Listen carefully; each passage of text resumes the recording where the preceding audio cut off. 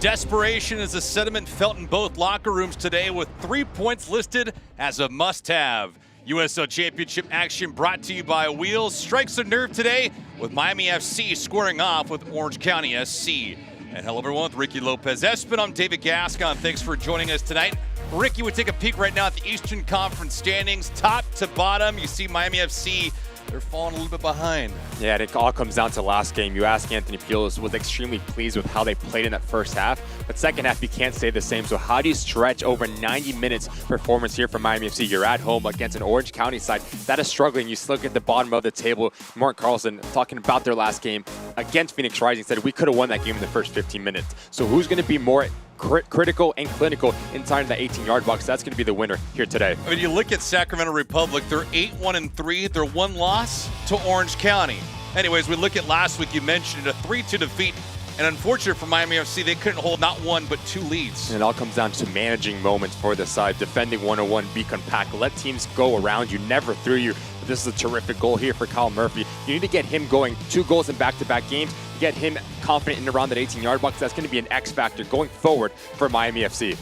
For what Murphy has done in only a handful of games, the man on the other side for Orange County, it lights everybody up. It doesn't matter who it is, and it's Milan Olowski. And just a special player. He wins the Golden Boot last season, but the ability to float in and out of games, whether it's come to the interior or stay wide and beat players 1v1. But you know Milan Olowski, he's going to be dangerous wherever he is on the field, can score different types of goals. You get him on the ball early and often around that 18-yard box. It's going to be a massive challenge for Miami FC to keep him off the score sheet. Yeah, it'll be important to mark him any way that you can. Anthony Pulis and company will have their hands full here tonight.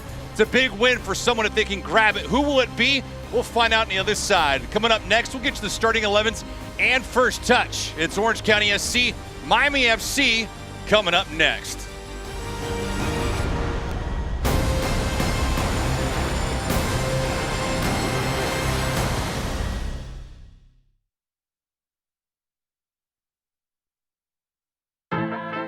Some people think Miami is just flamingos and palm trees. And hell yes, we have badass sunsets.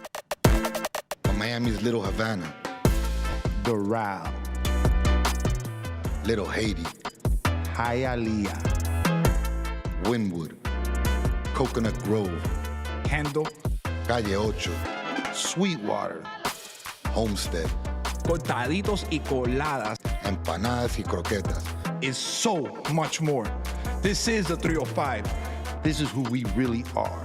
This is what we are all about. I am Latino. I'm a disruptor. I am LGBTQ. I am a villain. I am a mother. I am Haitian. I am an athlete. I am an activist. I am a king. I am American Dream. I am the future. I am Miami FC.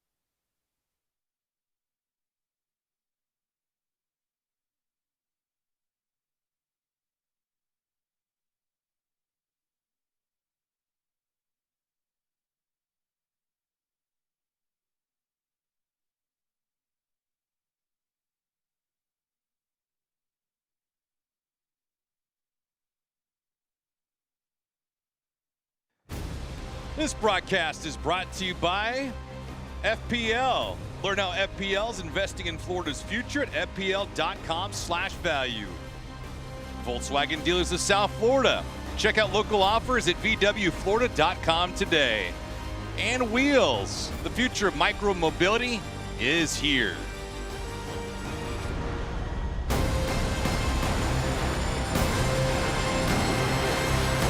82 degrees on a pleasant Saturday night. Thanks for joining us with Ricky Lopez-Espin. I'm David Gascon. Ricky, the starting 11 for the home squad tonight. And Curtis Dorn comes into the lineup on the right-hand side. Mo Hernandez, Paco, Craig Chapman Page, a big challenge for them to stay compact. I mentioned it. Keep everything in front of you. Aiden Stanley, Duwuna, and Akinyote. How quickly can they get on the ball? And then that front three. Callum Murphy's going to stay high. Ryan Telfer is going to stay on the left-hand side. So you're going to see Salazar come underneath and provide that support system for Anthony Peel's really talented starting 11 here at home. Milan Olaski is the leader of the pack for Orange County, but he's got some pieces around him that'll support this staff. And none better than his brother. You see, Brian Olaski's going to drop in a bit deeper. So Milan is going to stay to the left. Ocean Dean is going to stay to the right. And Brian Olaski has such an important role. The relationship between Kasipli, Pedersen, and Scott to get him on the ball in the half turn. And then you have the back line, Dogman and Lamb. We see what they're all about, getting forward and joining that final third to provide this assist. Dylan Powers and Malcolm going to be extremely compact, the two center backs for Morton Carlson's side. You see the guy in the bright orange or yellow jersey today, Adrian Zendejas. We haven't seen him, feels like a month and a half. I mean, he has been around, he has been available, but Anthony Pugh selected to go with Jake McGuire to give them a different look. He had that clean sheet against Oakland a few weeks ago, but now it's Zendejas in net today, and he's going to have a big night. I mean, that's one of the things that Anthony Pugh is not talking about him specifically, but he had some scorched earth things to say about his club when we spoke to him just 48 hours ago. Yeah, just frustration, and rightly so. The ability not to lose two leads against a San Diego loyal side, so it's going to be very important to manage emotions for Miami FC, and that's something that Anthony Peeles is going to want for his boys to do. Miami FC, a couple wins in the season, 2-4-5, 11 points. Orange County, 2-7-3. They have 9 points right now. It's a different animal. They had a coaching change, some pieces just not working, and for all intents and purposes, they've also been banged up too, which is not anyone's fault. Richard Chaplow was the leader of the pack, the technical director, and then he was promptly exited stage left. He was 86. Morton Carlson steps in now. He's the new guy on the block.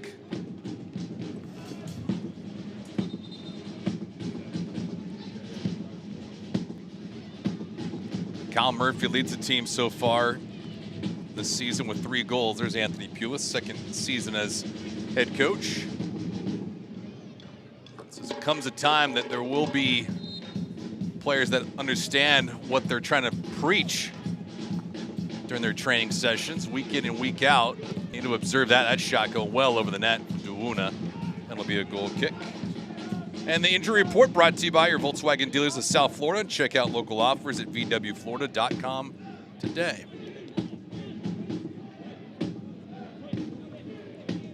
See who's in, see who is out. Florian Velo, Benjamin Mines, Joaquin Rivas, Ofiemu. Velo, a tough break. He had an injury just last week. I believe it was on Friday before the team took the pitch against San Diego.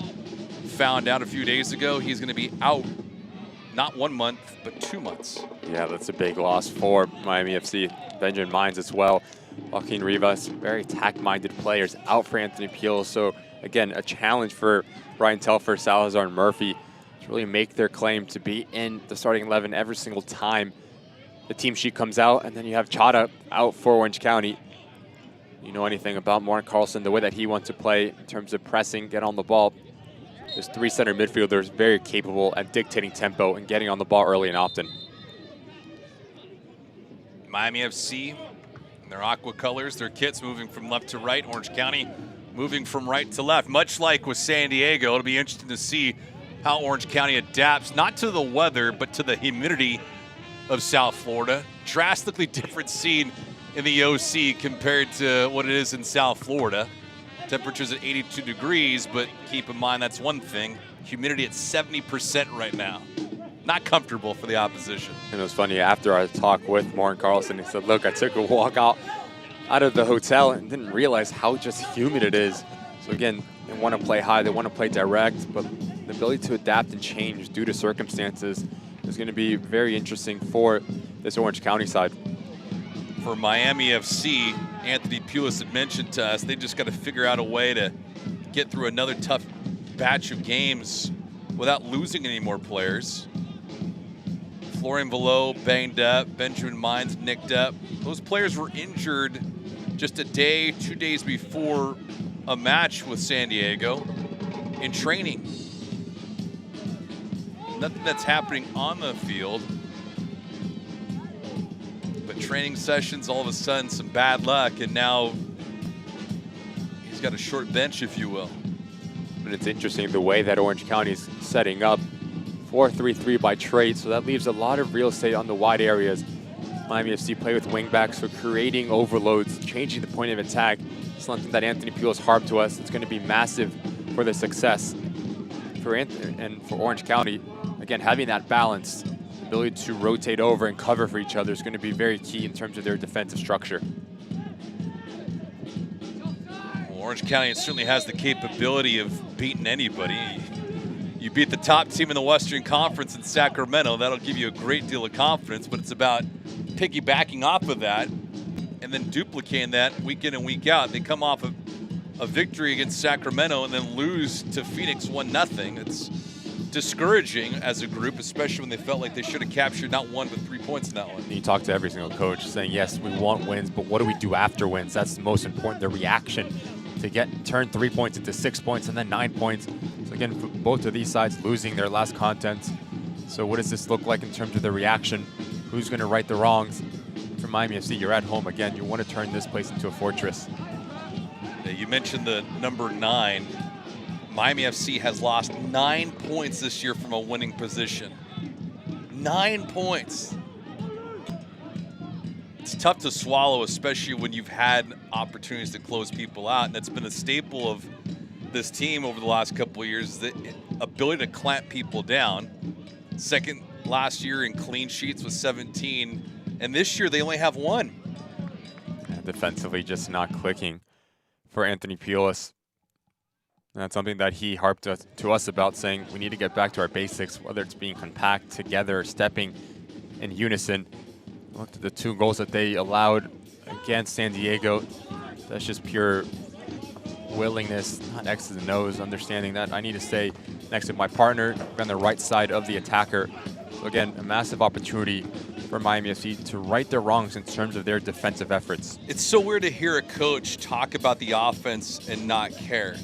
But in a way, I completely understand what Anthony Pujols had mentioned us. I mean, they could score 2, 3, 4 goals a match, but he made a great point. He said, who cares when we're not shutting people down? Not necessarily shutting people out, but if you're limiting the opposition to 1 goal or less, then you're giving yourself a chance, and they just haven't had that. And that was something that obviously Martin Carlson mentioned to us. The first goal is going to be very important for the success for both of these sides.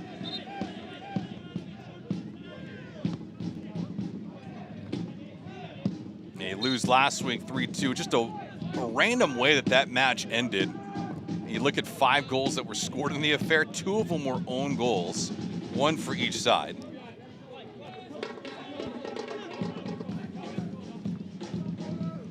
Even out, I guess one could say. Paco Craig, unfortunate for him, an own goal.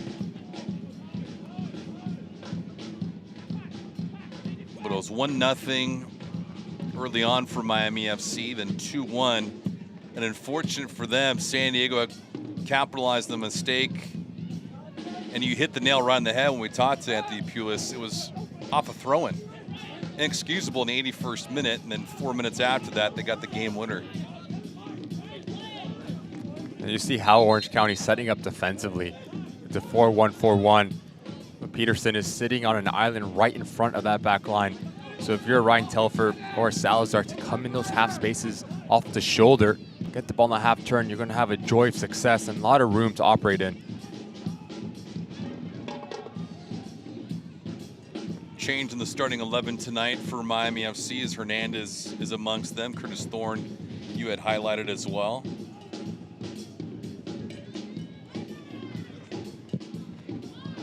Claudio Repetto is dressed. He was not available last week.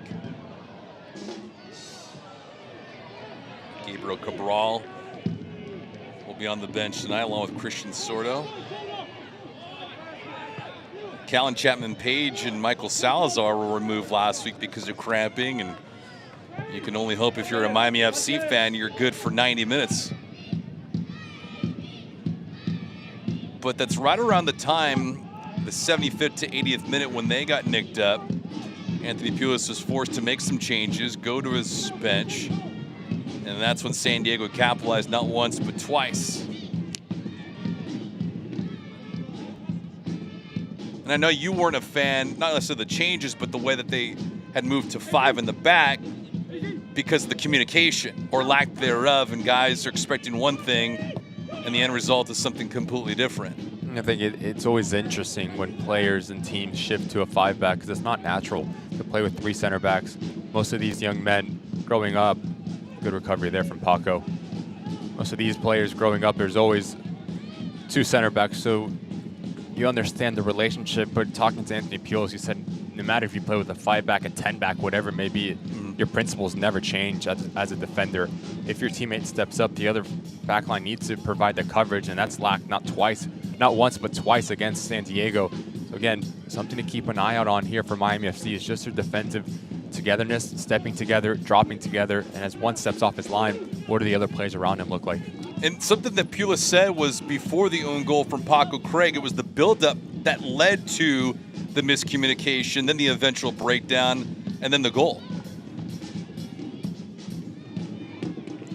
But it is fascinating to see the evolution and at times the breakdown of a team, whether it's in the attacking third or when they're playing on their back line. And we saw it from Miami FC last week. There was the good and then there was the bad. It's a combination of both. All in all, losing 3-2. And you had mentioned it, Ricky, their home record now is 2-2-3. Got to be playing over 500 ball at home because on the road it's just a completely different challenge.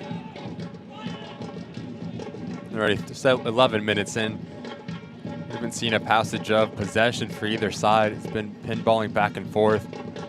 So if you're Anthony Pulis, you want a Dewuno, Polo Akinyoti to get their head on the ball, get the confidence within the team, really draw out. It's a good ball there. Telfer did a great job of maintaining his footing.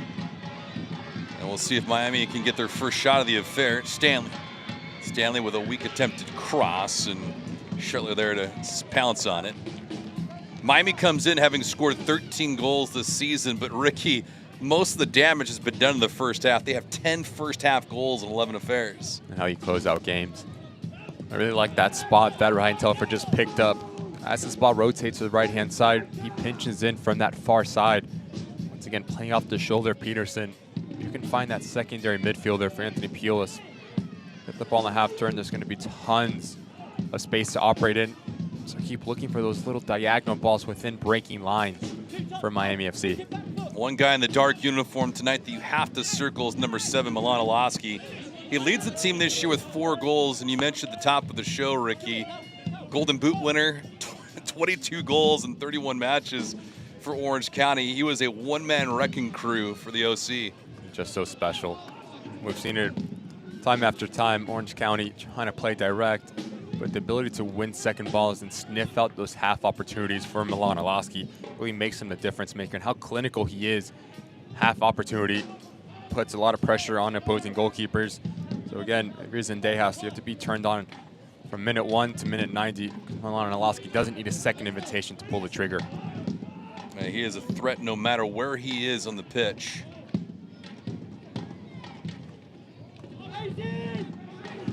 And if you are Zendejas, you have to be alert at all times as he gets taken out there. And that'll be a foul. Nabil Ben Salah, our lead official tonight. There's Zendejas. A bit nervy, not enough weight on this ball from Aiden Stanley. Give credit to Zendejas. A little bit of contact, but you just see how opportunistic Milan Olaski is. Always going to put pressure on opposing goalkeepers, whether it's shooting, whether it's making them play with their feet. There's just certain guys that have a nose for the action, and Olaski's one of those.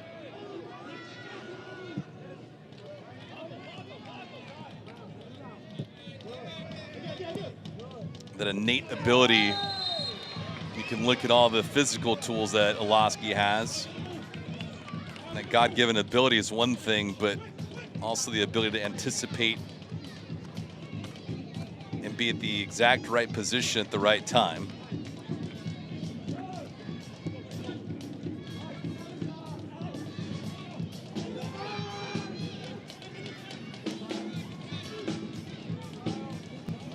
Bolu.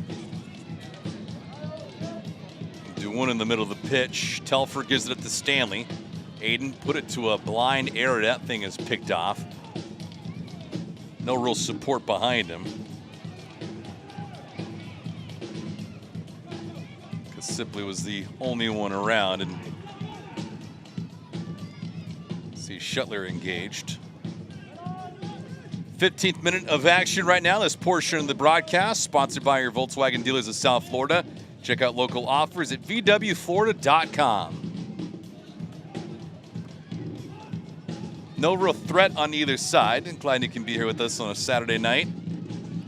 All time in this series matchup, neither team has claimed a victory as that shot goes well over the net. Last time these two teams played, it was a scoreless draw. You have to go all the way back to last year. Oh, the best passenger play for that man's team, Warren Carlson. It all comes with this two-man game between Kyle Scott and Peterson in the middle of the park.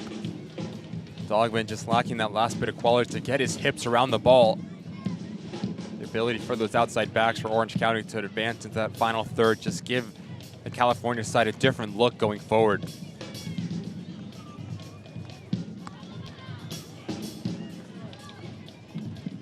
Paco Craig.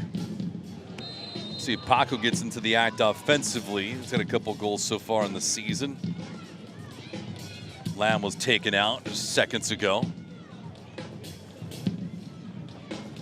See Kyle Murphy, the guilty party there. Murphy, he's only played in 6 matches so far and the team leader with 3 goals. And as you had mentioned at the top of the show, Ricky, goals in back-to-back weeks. Ooh, right there, Chapman Page clearly marked, and out comes a yellow card against Chapman Page. They took out Oceandina, I believe that was. Talk about sweeping the leg, Ricky. Kyle Scott is just so good at understanding the pressure to play quick and play around the corner as Oceandina drops in, puts a lot of pressure on Chapman Page, and it's a rash challenge from the center back. There's really no need. So far up, away from your goal, takes out Oceandina. You can see his leg gets caught underneath him. So now it's a big challenge for Callum Chapman Page, 17 minutes in, already on a yellow card. So he needs to be extremely disciplined and decisive in the challenges that he decides to go into. Hopefully that man's okay, such a special player, or what Orange County likes to do going forward. Yeah, Orange County just does not have a lot of fire in their belly when it comes to the offensive surge outside of Olaski. 5 different goal scorers this year. Olaski has the 4. Nobody else with more than 2. See Chapman Page. Pretty nice little smile on his face. He's missed a couple games in the middle portion of the season. Game number 13 for Orange County. Game number 12 for Miami. Just with the quality from the Olaski brothers, Ryan and Milan here. Every set piece within 40 yards is going to be dangerous. So the big challenge for Zendejas in terms of his positioning, when to step off his line, and if he does, he needs to make sure he gets contact on the ball. Milan Olaski, number 7. His brother Brian is number 10. Milan with some service. There's Zendejas.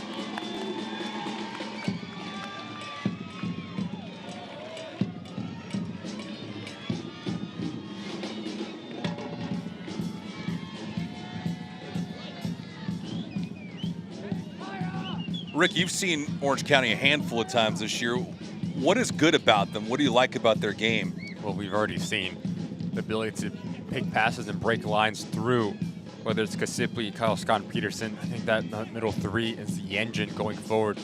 But there's no mistake about it. We've talked about the inability to score goals and get that support system around Milan.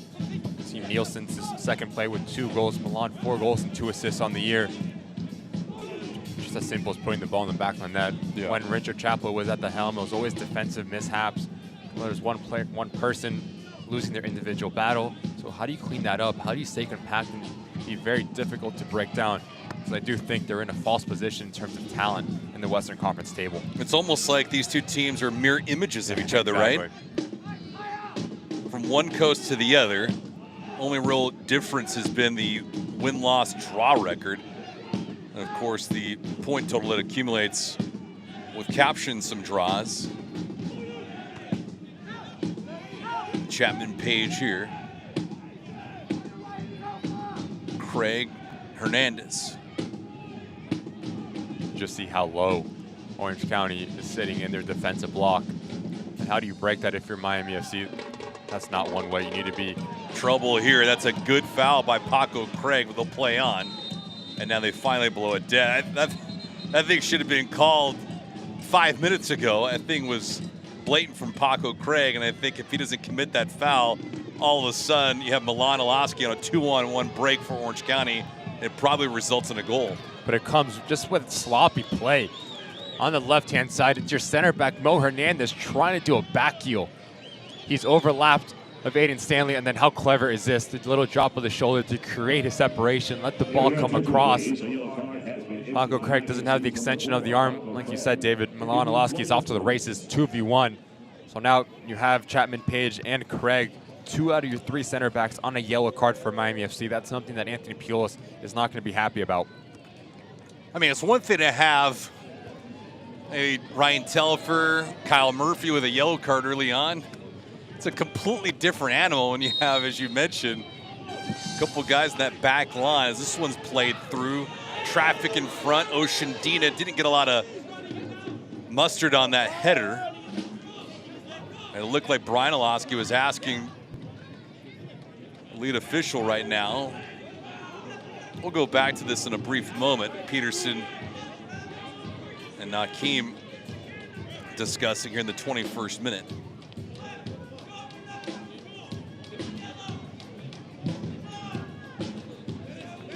We've talked about how important set pieces are as a shout for a penalty. Here, Kyle Murphy just gets tripped up with Powers. Would have been very harsh to point to the spot there. But there is a bit of contact from the striker.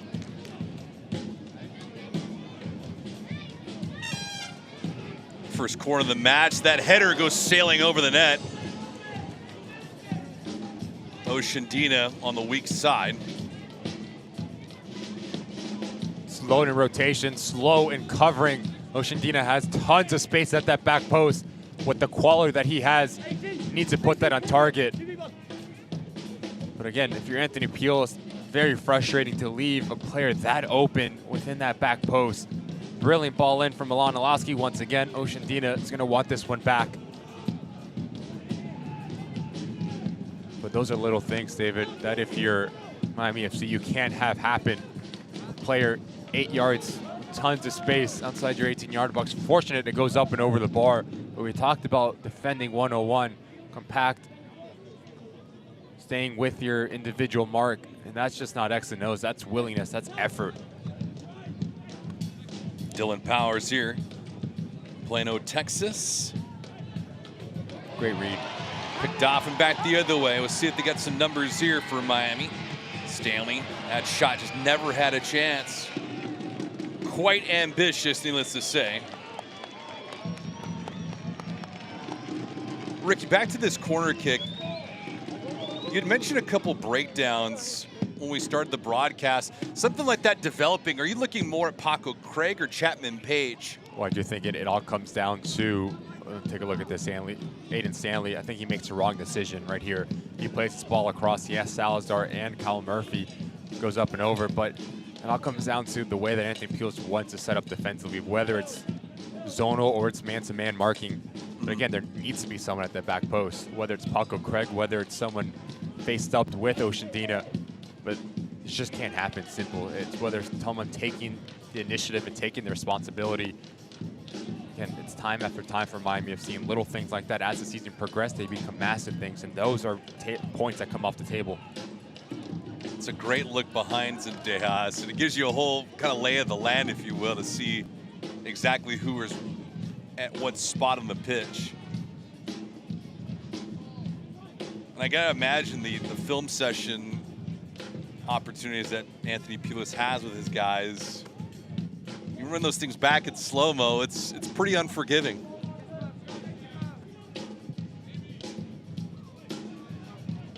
24th minute here.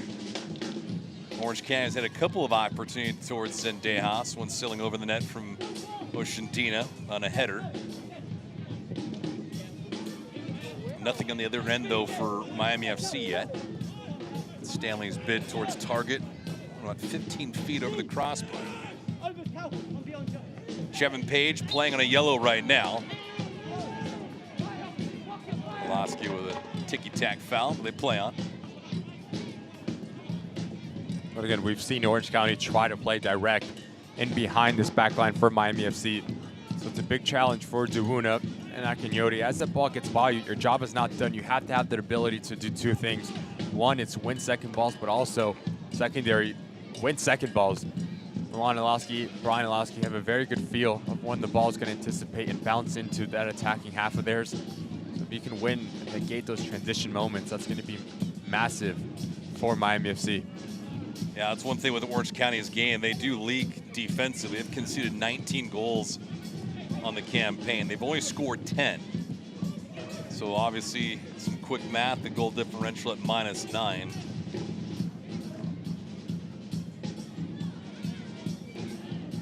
We're so early into the season, Ricky, but you feel like right now is a must-win for Miami FC. You don't want to be happy with 1 point. You want to get 3, especially against a suboptimal opponent. And also off the heels of a loss against the San Diego Loyal side. So these Western Conference matchups are just opportunities for Miami FC just to climb up. Yes, it's not a 6-point swing, but you want to pick up points whenever you can, especially when you're at home. Yeah, Orange County will have a date on June the 3rd with RGV, and then Miami will take their act on the road and go to Memphis. They got a date with Memphis 901 FC on June the 3rd.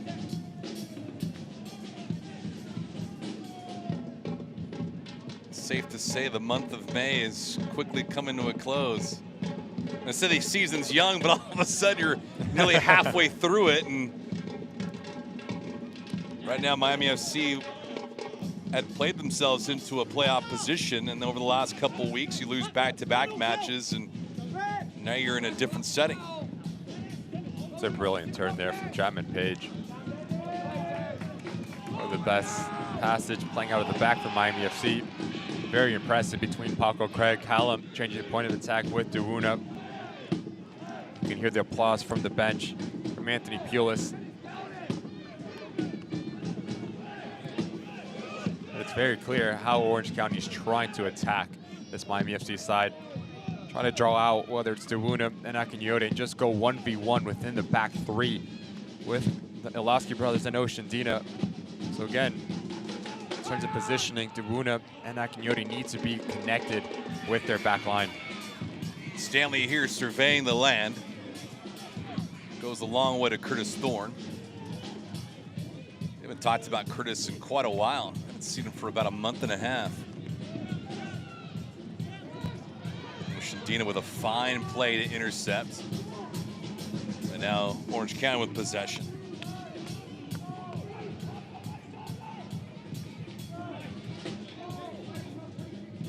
Into the 28th minute. Activity has not been high offensively for either side. Pass here, and Ilowski trying to slow it down. Brian looking for Milan against Hernandez.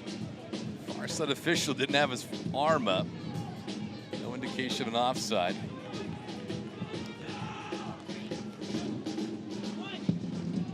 Gotta look and see where Ilowski's at right now. There he is. Speaking of the devil, sandwiched between two defenders, and somehow was able to get a piece of that ball. As Ilowski right now down the deck. He might have collided with either Paco Craig there.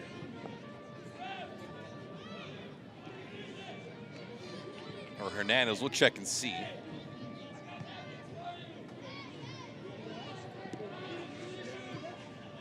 Just playing off the shoulder of the opposition, Milan Ilowski. And you can see Hernandez just comes from the backside, catches Milan off the back of his head. Hopefully he's okay to keep on going for Orange County. You saw the ability to stretch the game over the top to Brian Olowski. Well, Hernandez does extremely well to negate it, forces him back, and then it rotates over. So far for Miami FC, in terms of their defensive structure, has been very good and very sound. Not giving this man any sort of real estate 20, 25 yards out where he makes his living.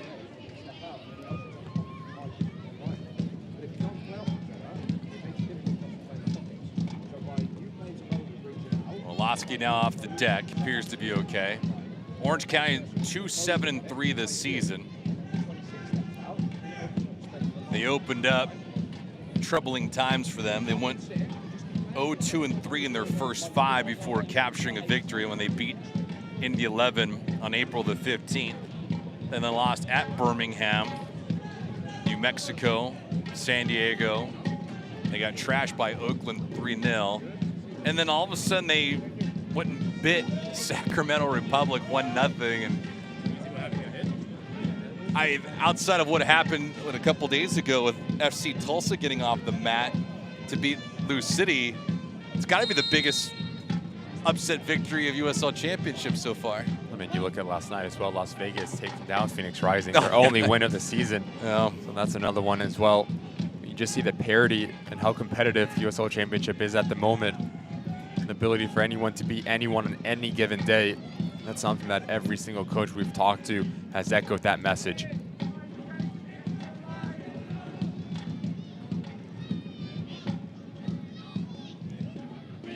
Oceandina here to Olowski. Dogma was the intended target, and Chapman Page was able to break things up. 31st minute. One thing that Orange County badly needs is the first goal of this contest. They're winless in the last 13 when conceding the first goal. Winless in the last 13, Ricky. It's not good. Not good at all. Last time they pulled out a victory after conceding the first goal, you have to go back to July of 2022 against LA Galaxy 2 as Kyle Murphy was taken out. Sitting down a third member of our team, Lauren Markwith. We have not spoken to just yet. Lauren, what's going on?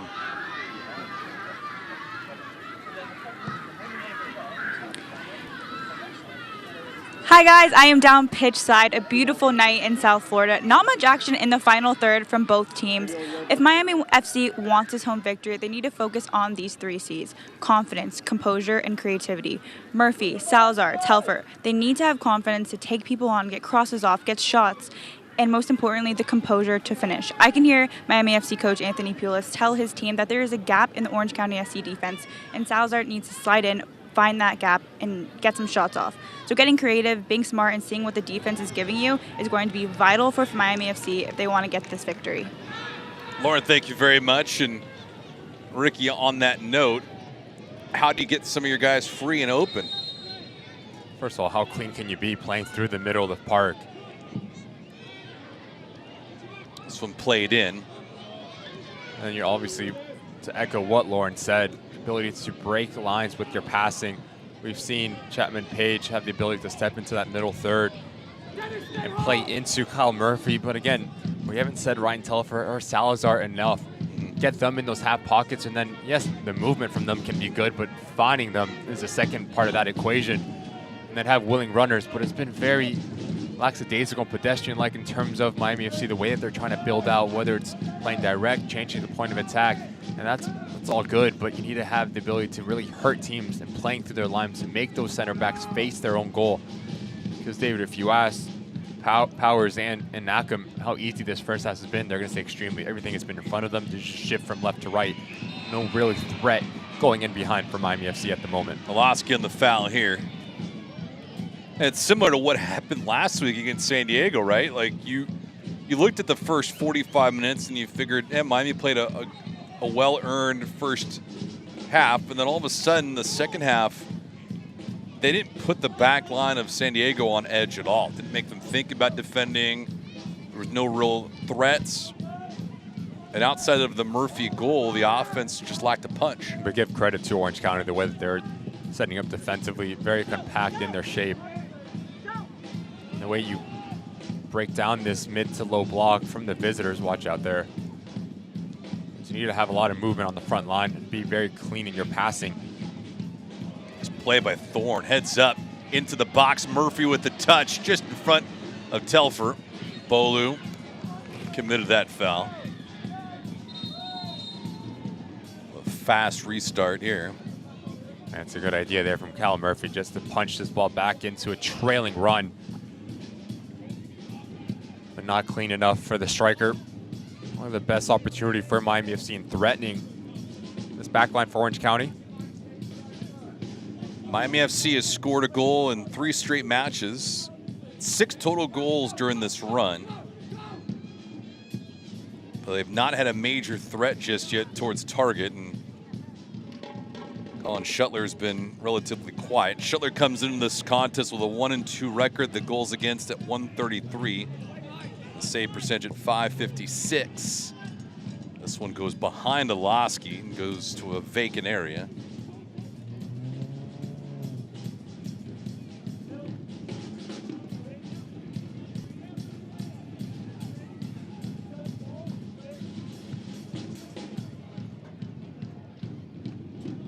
There's a lot of things in this world happening right now, and consumers like myself want some level of control. I am a solar development project manager, and I get to be on the forefront of the best technology to produce clean energy. We've transitioned from 4.0 to natural gas, and we're moving responsibly towards solar, battery, and green hydrogen, and this will all ultimately bring savings to the customer. I know that FPL is looking at other ways that down the line will reduce my bill. We can be less dependent on oil, and the future is bright. 36th minute, Lauren Markwith, Ricky Lopez-Espin. I'm David Gascon. Thanks for joining us tonight. Miami FC and Orange County going toe-to-toe this season. Eastern Conference versus the West. Orange County right now 2-7-3, bottom end of the Western Conference. Last year they only had 7 victories, Ricky. They're 7-14-13 overall, and did not have a good start to open up this year. Made a coaching change. Make no mistake about it was off the heels of winning USL Championship as well. The talent, no question, but how do you get that talent to produce goals, assists, and that leads to points up the table? Once again, 37 minutes in, Orange County on the road, cross-country travel. You have to be very pleased if you're Mort Carlson, the way that you've approached this game in a mature manner. Shuttler way out, looking for Oceandina. Oceandina had a decent look towards target.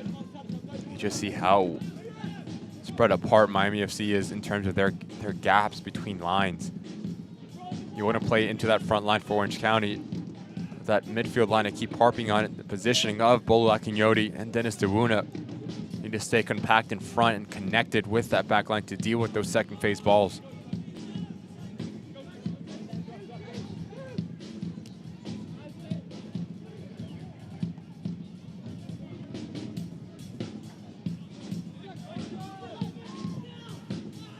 '38th minute, Dogman here. Ryan trying to make a move. Curtis Thorne on the breakup. Take a peek there at Dogman. Yeah, he's been very good for Orange County. The ability to get to that final third, the motor up and down on the flank. He knows if he just puts his ball a bit behind him, Curtis Thorne's off to the races. Give credit to the wingback from Miami FC to force out a corner.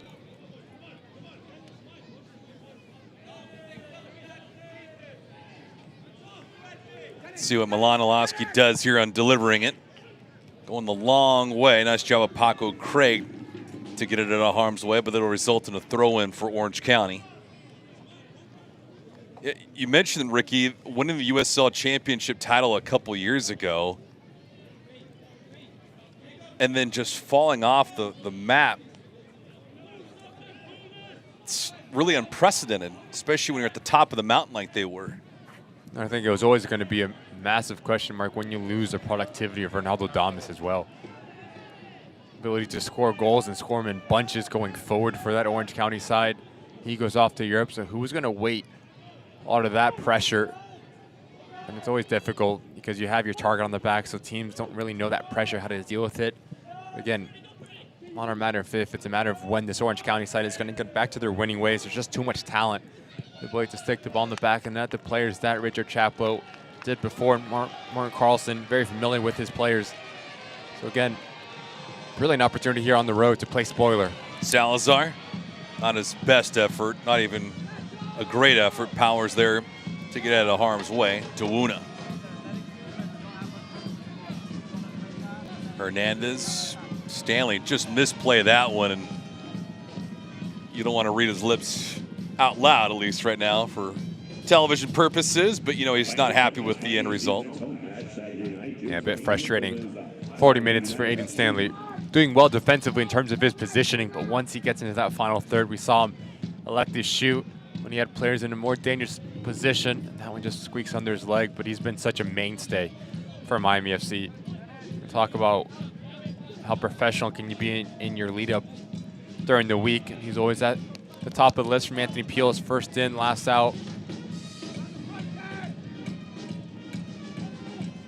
He was tagged with a little bit of bad luck last week. He was taken down inside the 18, and Anthony Peels thought a penalty should have been awarded to Miami FC. And these are situations that you need to go quick if you're Miami. Orange County commits a lot of numbers forward, so once again, how clean can you be in picking out passes? Powers and Salazar met. Salazar got the bad end of it.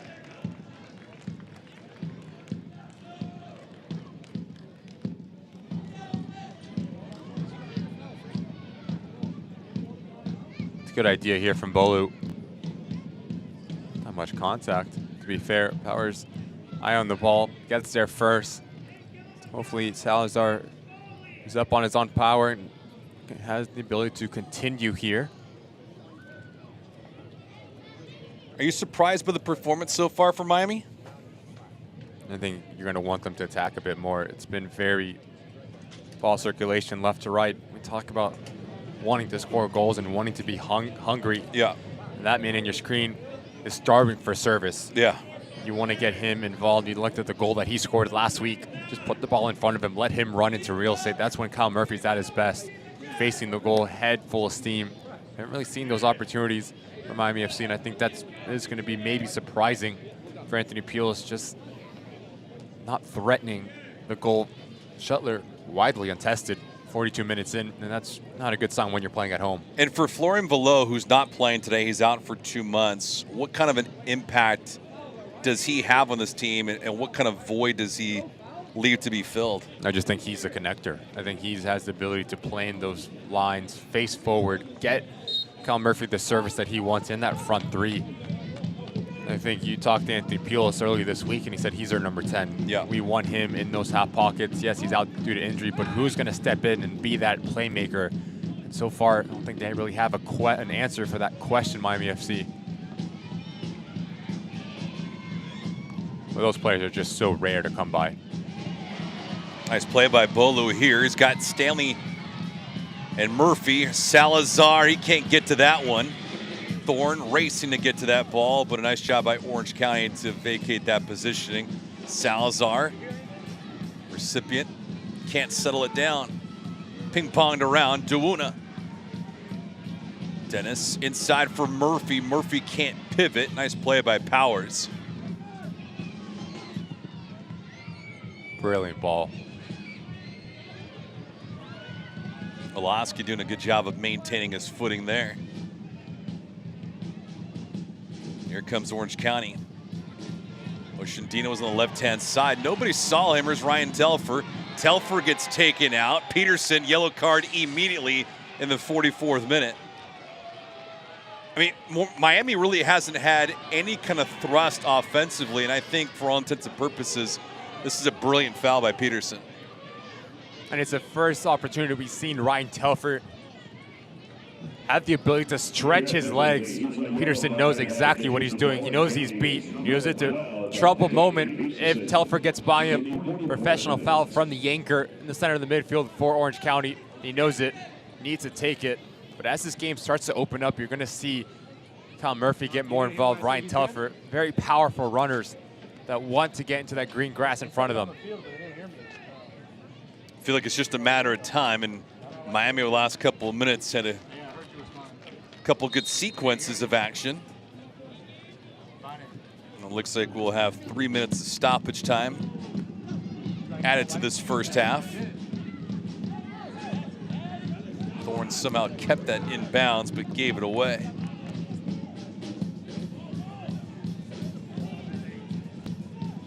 Bad play here. Wow, Shuttler with a giveaway, and we'll see if Miami can take advantage of it. Looking for some offense.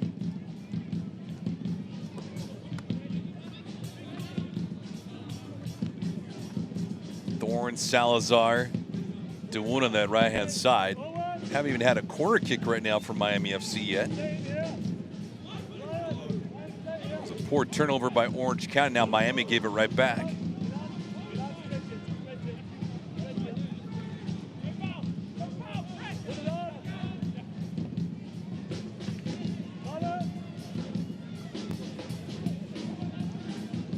See the official announcement in 3 minutes. Miami FC trying to bounce back after a troubling defeat last week to San Diego, losing 3-2. They lost for the first time in 12 matches when scoring the opening goal. You had to go all the way back to last year, August the 11th, against FC Tulsa, where that happened. Grabbed the early lead, then failed to secure it, or at least grab 1 point. Telfer. And a couple players around. Duwuna and Salazar were one of them. Bolu.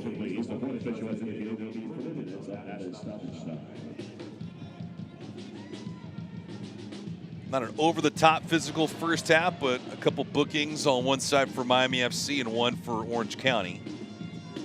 Chapman Page picked up one.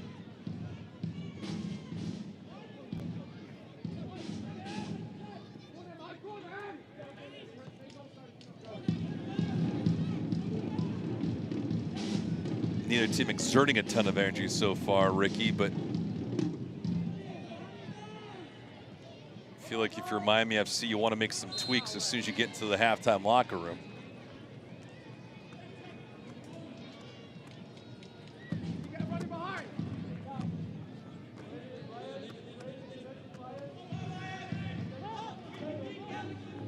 Shots right now are even at 2 apiece.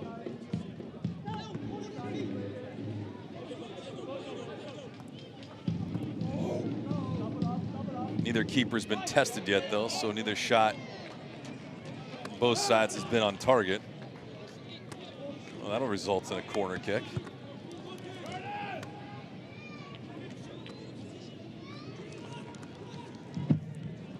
It's another Miami FC corner kick. This Miami FC corner kick brought to you by our Volkswagen dealers of South Florida. Oddly enough, the first one of the night. See how Stanley delivers this. Got to imagine this will be the final push for either squad in this opening half. Stanley working deep. Paco Cregu Murphy was around there, but that ball just to his right. Ooh, plenty of contact at midfield, but watch out. Odd man rush for Orange County. Oloski on the left-hand side. Milan Oloski can't get the left foot on it. Ooh, now Oloski with a shove to Chapman Page. Chapman Page goes down, and Oloski, I don't see a yellow card immediately. I'm not sure why not. It was not called for.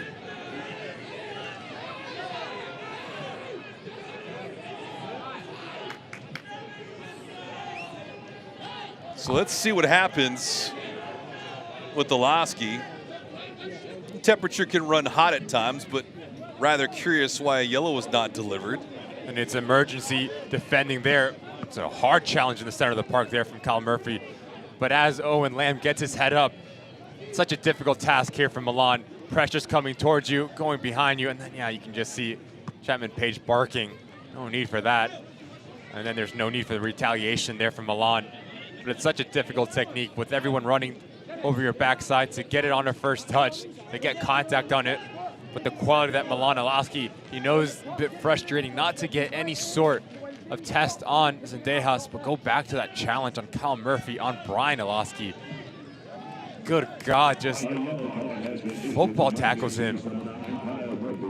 Hopefully Brian's able to go. That thing was out of nowhere. Rick, you caught that thing, and it was a huge foul by Kyle Murphy. It's all about transition moments, and you can see what Kyle Murphy's trying to do, trying to negate it. It's a drop of the shoulder right underneath the chin of Brian. You can see his brother is not pleased with that challenge. Seems like Brian is okay to keep on going.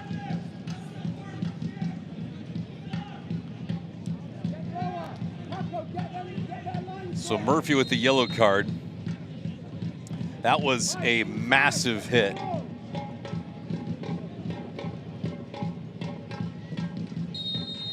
And that'll do it for the opening half. So the opening half doesn't conclude without some theatrics.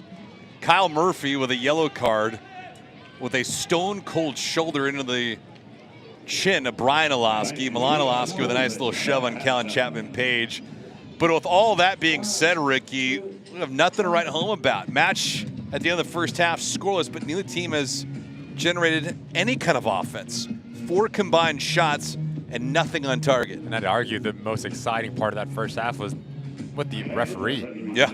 Arguing who's going to get a yellow card, and I think that's going to be the message for both of these sides, whether it's Anthony Peels and Warren Carlson. Get more involved in that final third. You ask both goalkeepers, both center backs, defender units, it's been so easy. No one's been having the ability to get in behind, so someone needs to produce a little bit of magic, whether it's a combination play, a shot from distance, just produce something, have the intent to score goals in the second half, so it's going to be very interesting this next 45 minutes. 5 total yellow cards in the opening half of action. Be very curious to see how the second half unfolds, but we'll take a pause with all that stuff for a good 15 minutes. All that being said, no score at the end of the first half between Miami and Orange County. More to come on the other side.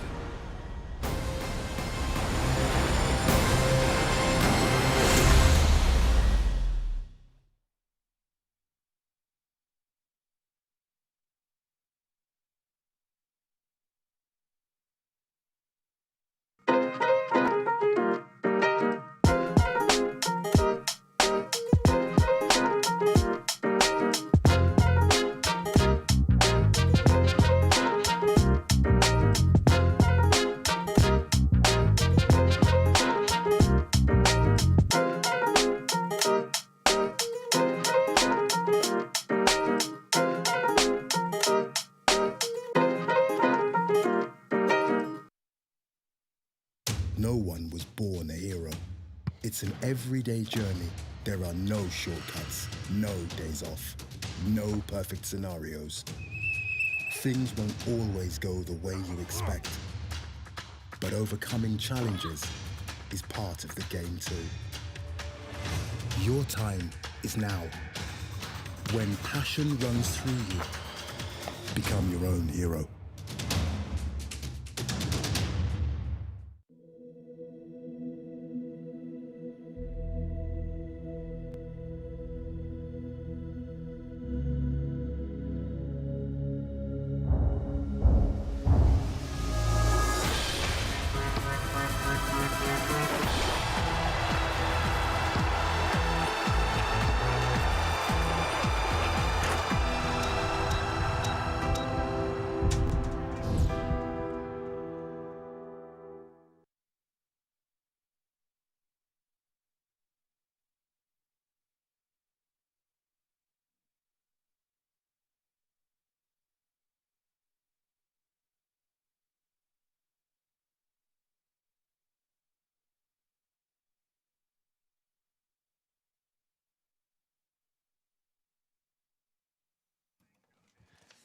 First half of action in the books right now. Glad you could be with us with Ricky Lopez Espin and Lauren Markwith. Glad you could hang out with us today. FPL Halftime Report presented by Macron. No score between Miami and Orange County. Ricky, we take a look at the upcoming schedule. Memphis 901, that's on June the 3rd. Got a couple games on the road, though. 3 of the next 5. Important, obviously, to get 3 points here today, but obviously the road not going to get any easier for Miami FC. And a lot of Western Conference travels. You're going to Monterey Bay, to Colorado Springs Switchbacks, but then you welcome Loudoun, and Loudoun's a different animal this year. Yes, you've hit a bit of a hiccup, but again, for Anthony Pulis on the road 4 to the next 5. So what does this look like for Miami FC? It all starts here, pick up points here, then you play one game at a time, but Memphis 901, a team that's on a roll and full of confidence at the moment. On the other side, for Orange County, they have a date coming up with RGV, and then they go to Colorado Springs, FC Tulsa, at Detroit, and then back home against Monterey Bay FC. And I think for Morton Carlson, it's all about these home games. You're welcoming Monterey Bay and Frank Yallop, and then RGV. Those games are winnable when you're playing in your home stadium, but then you're going to Keyworth, Detroit City. We know what that hostile environment is all about. They just took down Birmingham Legion today, and then at FC Tulsa, One Oak Field. That one's going to be very difficult, but once again, very competitive stretch of games here for Orange County. Yeah, they got to do something the worst kind of way. Only a couple wins this season, 2-7-3. They'd love to capture 3 points here today. We're at the break between Miami FC and Orange County SC. When we return, we'll take a look at some first half stats, some highlights, news and notes as well. More to come up next.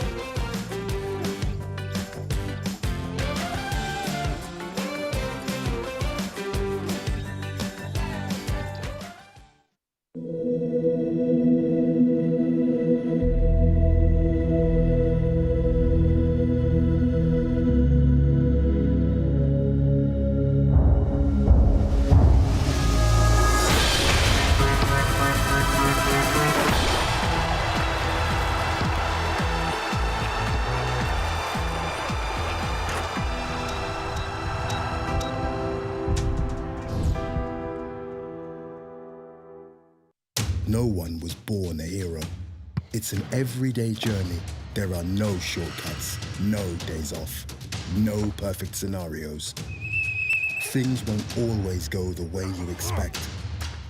But overcoming challenges is part of the game too. Your time is now. When passion runs through you, become your own hero. Live here at FIU Stadium, Miami FC, Orange County SC scoreless at the end of the first half. When we return, we'll take a look around USL Championship action, take a look at the scoreboard, news and notes, and also some highlights. All of that up shortly.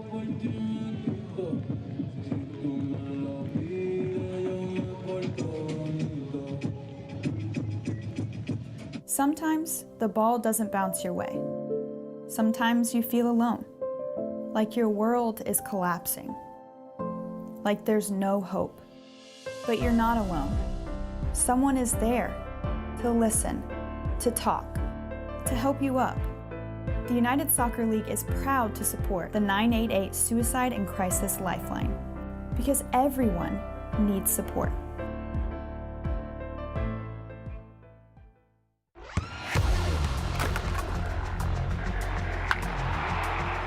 We all have goals. But let's be honest, most of us aren't going to be professional athletes. But if your goal is to finish your degree, we can help. Come to a university that puts your goals first. Bellevue University, your partner in finishing goals.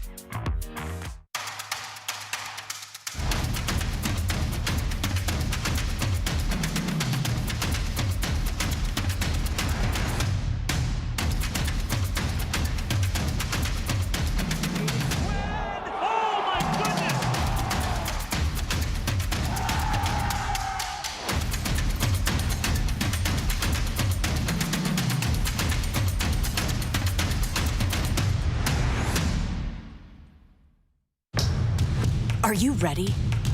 Ready for more of the game you love? Ready for more players and more teams? Ready for more stadiums, for more fans in more cities? This is a different league. The USL Super League. Built for the future of women's soccer. Bridging the journey from youth to pro, connected to the global game, and bringing it all closer to home.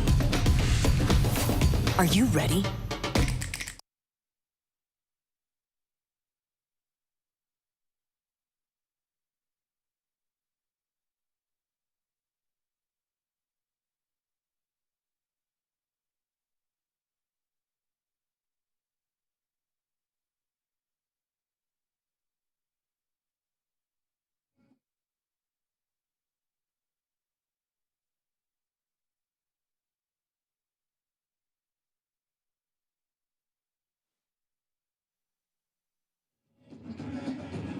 First half in the books. We're at the break right now from FIU Stadium as you see it, a picture-perfect Saturday night wherever you may be. Thanks for joining us. Miami FC, Orange County SC, scoreless right now. And Ricky, we dip into the news and notes around USL Championship.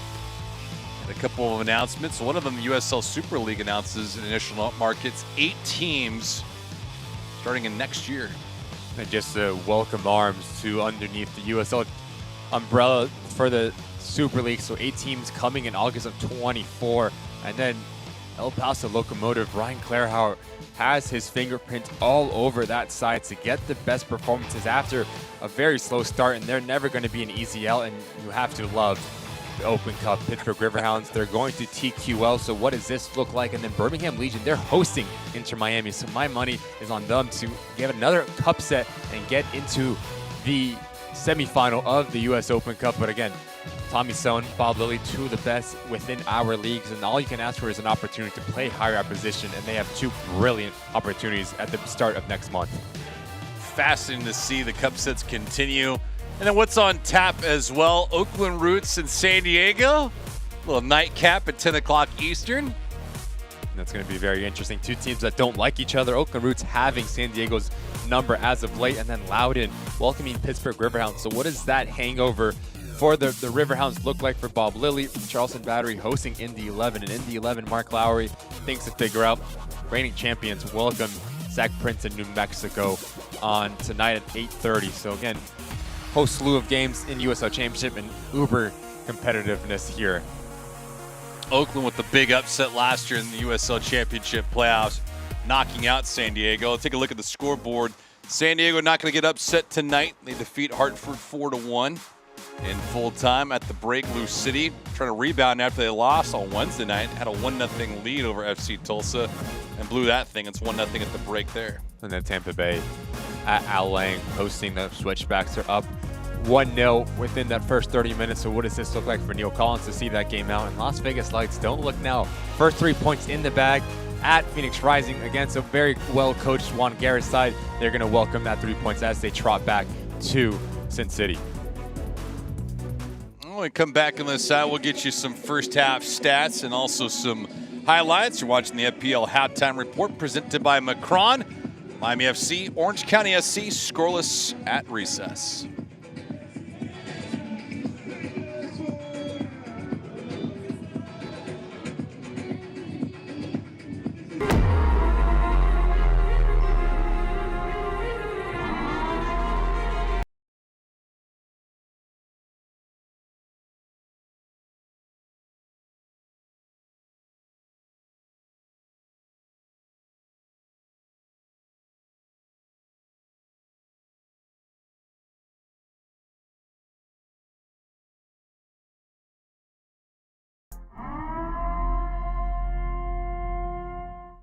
No one was born a hero. It's an everyday journey.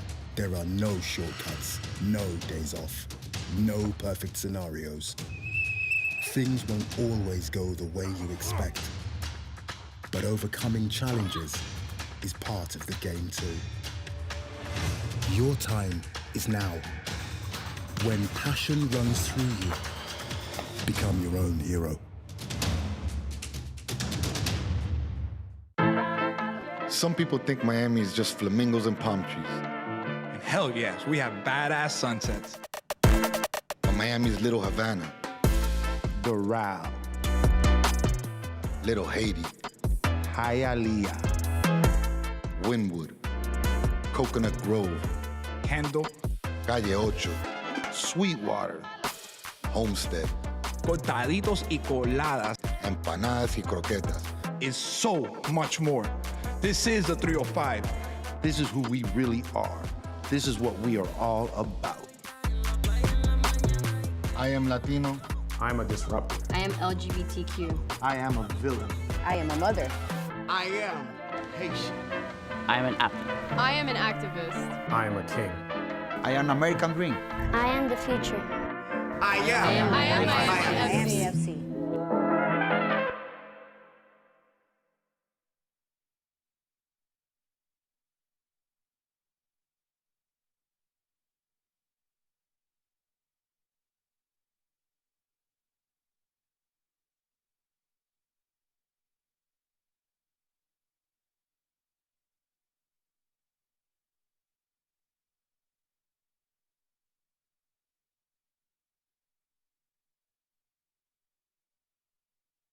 Tonight's broadcast is brought to you by FPL. Learn how FPL is investing in Florida's future at FPL.com/value. Tata 2 and Macron.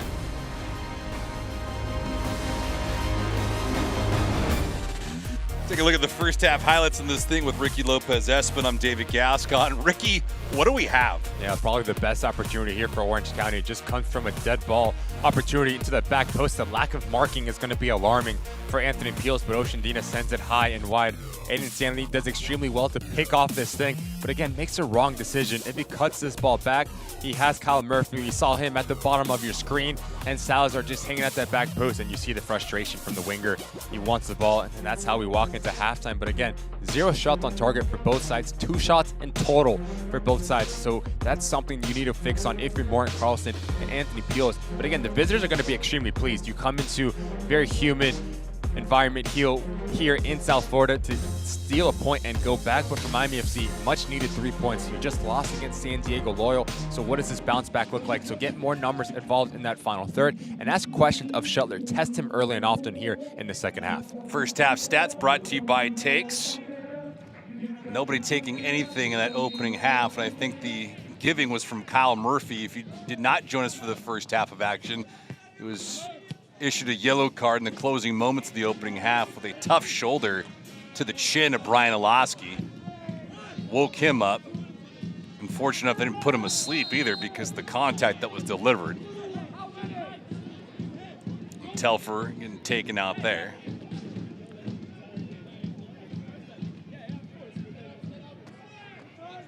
And set pieces are such an important piece into a match when things aren't clicking attacking-wise for both of these sides.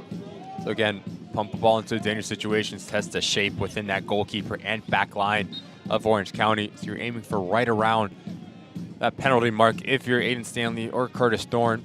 Curtis Thorne already has an assist on the year. We'll see if we get any different of a look in the second half compared to the first. Just because of the style of play from these two teams, and now they were trying to deliver some important moments. Defenses were relatively sound, possession sharp. Bolu. Let's see if Salazar's got some hustle to him and unable to win it.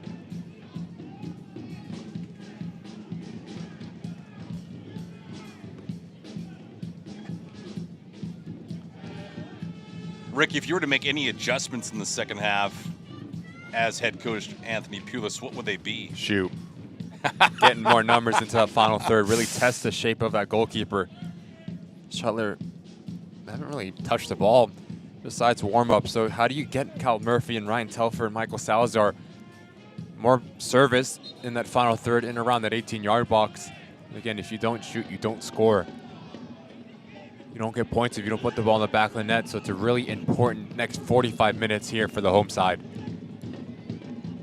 And if you're Morton Carlson, anything you would change? I think defensively they've been sound. frustrating Miami FC. But if you ask Milan Ilosky, Brian Ilosky, get those two players in the relationship, in those half pockets. Brian starts on this right-hand side. He's going to have the freedom to shift centrally to be that connecting to Oceandina and Milan on the front line. But again, you see they want to play direct. They want to be hard to break down. Mark Carlson is going to be very pleased with the defensive performance in that first half. Bolu here. Was this Hernandez getting the start tonight? No changes amongst the 11 for Anthony Pulis' side. Same could be said for Orange County. Yeah, all in all, neither team exerting a ton of energy. Playing with good pace, but inability to have anything materialize. Nice play there by Hernandez to break up that attempt by Brian Ilosky, looking for his brother Milan. Curtis Thorne amongst the starters tonight, making his 6th start of the season. He's only played in 7 matches, not including this evening.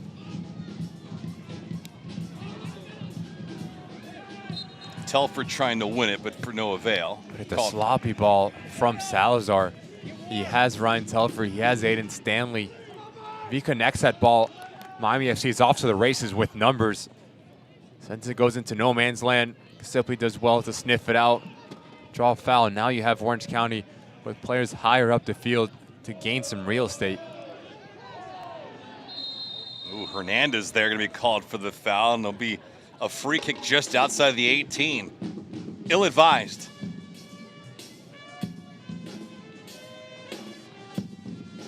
Brian's been beat up in this match. Ball comes in, the secondary action just over the top. There, seemed like there's too much contact. Seems like a straight up play. Brian goes down, makes the most of it, and now very dangerous set piece here for the visitors. Again, very surprised there's no question marks from Hernandez there, and that's on that call. Kyle Scott there, Brian Ilosky. Let's see who takes this delivery.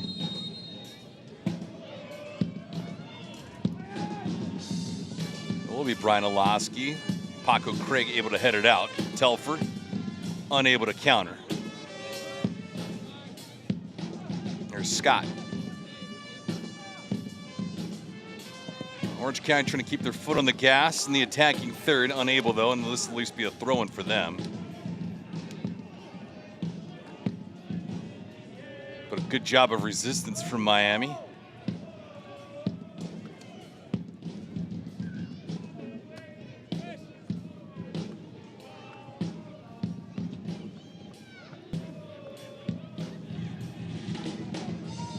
Everyone looking for the official to blow his whistle. I'd argue that's more of a foul than the Hernandez one. Yeah.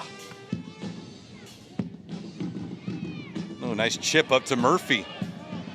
Salazar has got Telfer. Telfer on a run, played through. Telfer trying to settle it down. That shot did not on the way through. Unable to hit it cleanly, and Lamb was there to break it up. We talked about turning their defensive efforts into transition moments. Salazar, how Murphy does extremely well. He spins, and then it's the ball in between. The first ball, Ryan Telfer, his first touch lets him down. That gives us time and space for Owen Land to come across and close down that angle. But this first look forward, it's a nightmare for defenders facing towards their own goal to retreat. Give credit to Owen Lamb, like with Ryan Telfer, to put it out for a set piece. Corner kick brought to you by your Volkswagen dealers of South Florida. Here's Aiden Stanley.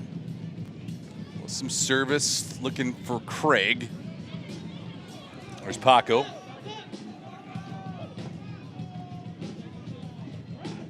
Duuna. Good job for Duuna just to get that ball over to Bolu. Here's Stanley again. Craig with the chip, just not on the same page as Salazar. Yeah, it's a good idea there from Paco. Just to change the angle, a little clip all over the back, but no one has the anticipation to get on the end of it.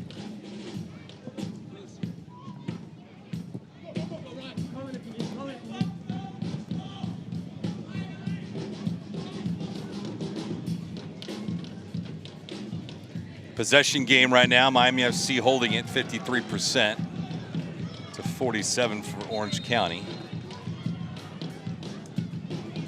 Christian Sorto coming into the affair. Seeing Christian coming in, and a substitution being made, brought to you by your superhero movers at Good Greek Moving and Storage. Sorto in, Salazar out. And rough day at the office there for Michael Salazar. Things weren't clicking on the attacking end.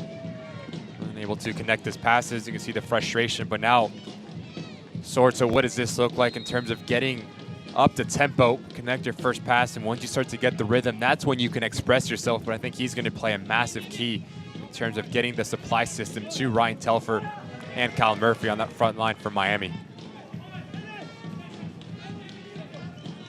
And the body language of Salazar told you a lot.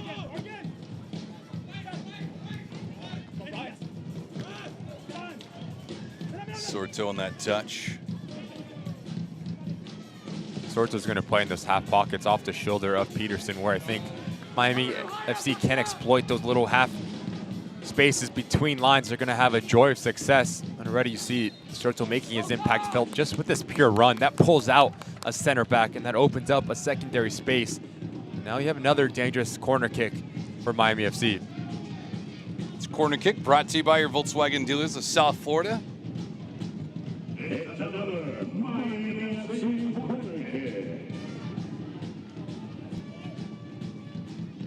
The second one of this second half. Stanley. Good intent as you see Zendejas coming out. In the 55th minute right now, this portion of the broadcast sponsored by Good Greek Moving and Storage, your superhero movers. Got the trio hanging out with you tonight. Lauren Markwith on the pitch. Ricky Lopez-Espin and myself hanging out in the broadcast booth. Glad you can be here with us. Memorial Day weekend upon.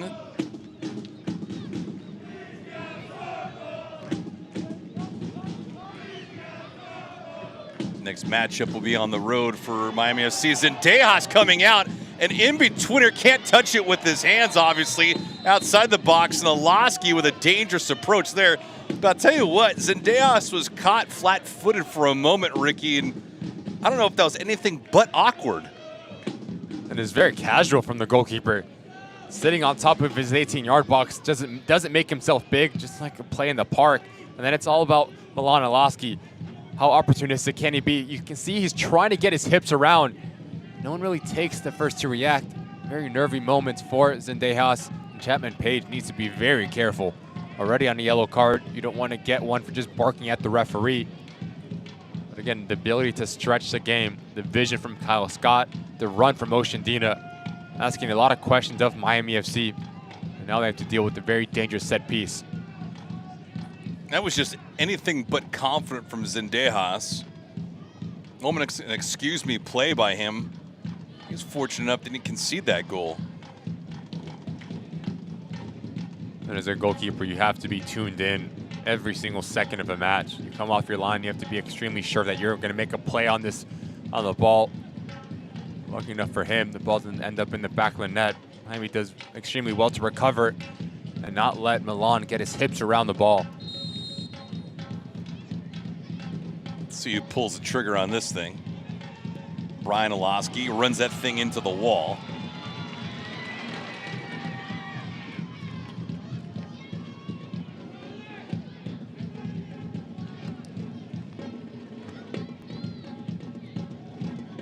That was just nearly a catastrophic turnover that resulted in a goal, Ricky. I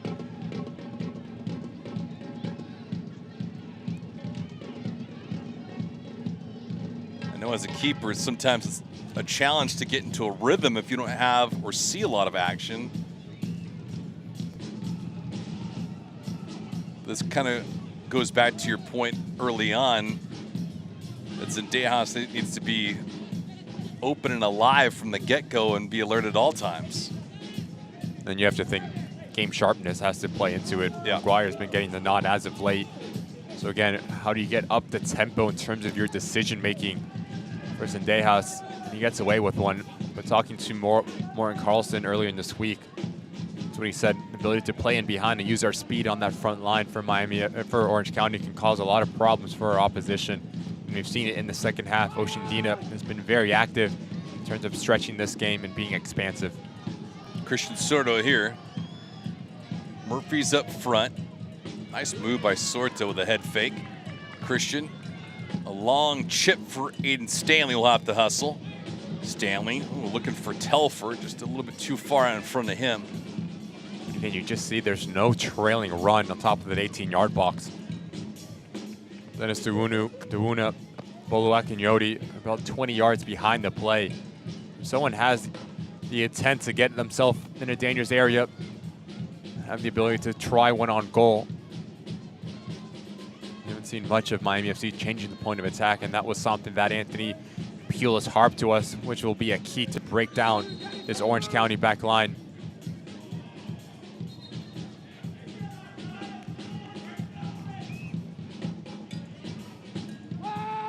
Giveaway from one team and a giveaway from the other. Kind of indicative of how they've played this year. Chapman Page on it now. It was in a tight quarter, so he was forced at least to play that one near Oceandina. So a bit of a reprieve.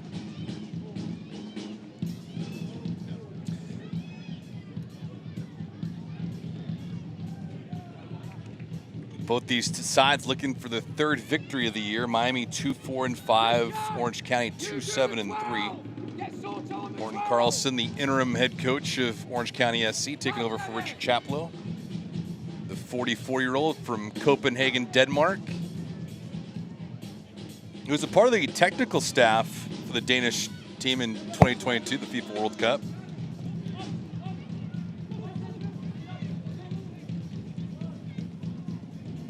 Miloski with a turnover here from Hernandez. Miloski goes down. Another hard hit foul. And this one will be a yellow card against Bolo. Again, this is just outside the 18. And Ricky, these mistakes can happen, but it's because of a turnover. Just sloppy between Bolu and Hernandez. Milan Miloski, the ability to sniff out a half opportunity. Doesn't give up on the play. Gets the second bite of the apple, and then it's emergency defending from Bolu. You can see it comes through the backside of Milan. And he needs to make this challenge. Milan has a head full of steam, gets a better body position, and you notice the run from the striker. Plays himself into the body. He draws a contact because he understands if Bolu lets me go, I'm in on goal, but he needs to make a play on it. Feels any sort of touch was always going to go down. And now, center midfielder for Miami FC on a yellow card in a very dangerous area for Orange County. So Bolo with a yellow card, Paco Craig with a yellow, Chapman Page also with a yellow, Murphy with a yellow. 4 of them so far. Brian Olaski with service, 2 on that opposite way. Zendejas on his line, Paco Craig there, and Orange County with nothing clean towards target. Wow. It's a fantastic ball in from Brian Olaski. Whips it to that far post, but there's no secondary action from Orange County. You see everyone's on their heels. Give credit to Paco Craig, first to react, to elude the danger. Substitution for Orange County. Subs brought to you by Good Greek Moving and Storage, your superhero movers. Bryce Jamison into the affair. Brent Richards also coming in. Richards making his 13th appearance now this season. Owen Lamb is out. Daniel Peterson also being removed. Jamison his 11th appearance of the year. Neither player with a goal in the campaign.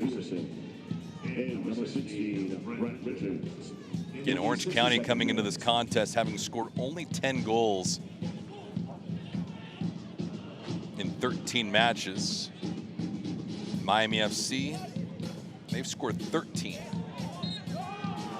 Stanley was taken out. And you're gonna see Brent Richards and Bryce Jamison just exude a lot of energy. Jamison has the ability with the pace to get in behind oppositions and stretch this game. And Richards has already an assist on the season for Orange County. He's picked up a ton throughout his career. the ability to whip in a ball from a deep line position as an outside back, but also has a very long throw. So something to keep in mind for Orange County.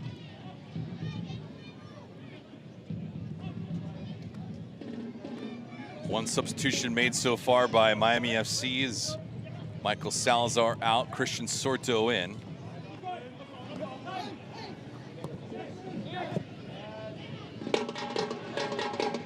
Watch out here with Scott. Outside, Dogman. Christian Thorne able to intercept that. And expected goals nowhere near 1 for either side, but Orange County at 0.54. Miami FC at 0.13. This one played in contact. Olaski looking for something due to Paco Craig's physicality. Nothing doing. Contact near midfield as Kyle Murphy goes down.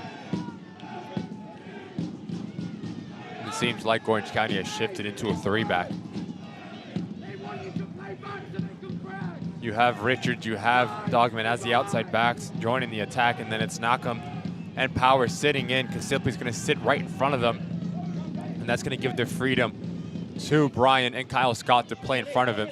So getting more numbers involved in that final third for Orange County really tells you Morton Carlson thinks they can nick this game. And you can hear Anthony Peelis just yelling at the boys. They want you to play back so they can press you. So your first look needs to be forward for Miami FC. If they commit numbers forward, how do you break that initial press and get in behind the gaps of the visitors?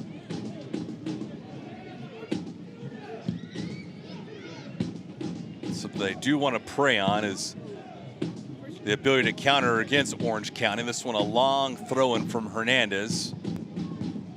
Let's see if this thing comes back to him, and it does.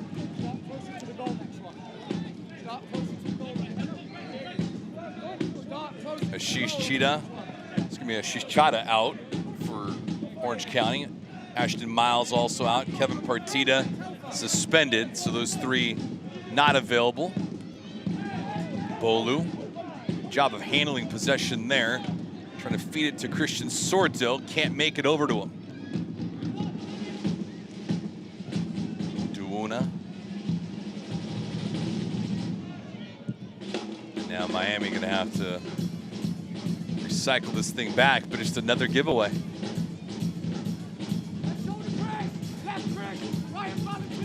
Your attention fans, it's the last call. 66th minute. Shots right now are 4-3 in favor of Orange County. They have 1 on target. For Miami FC, nothing yet.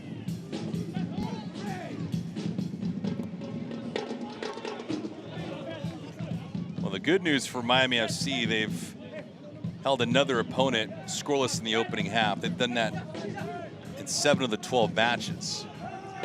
The bad news is that they've scored 13 goals this season, and nearly all of them, 10 of the 13, have occurred in the opening half.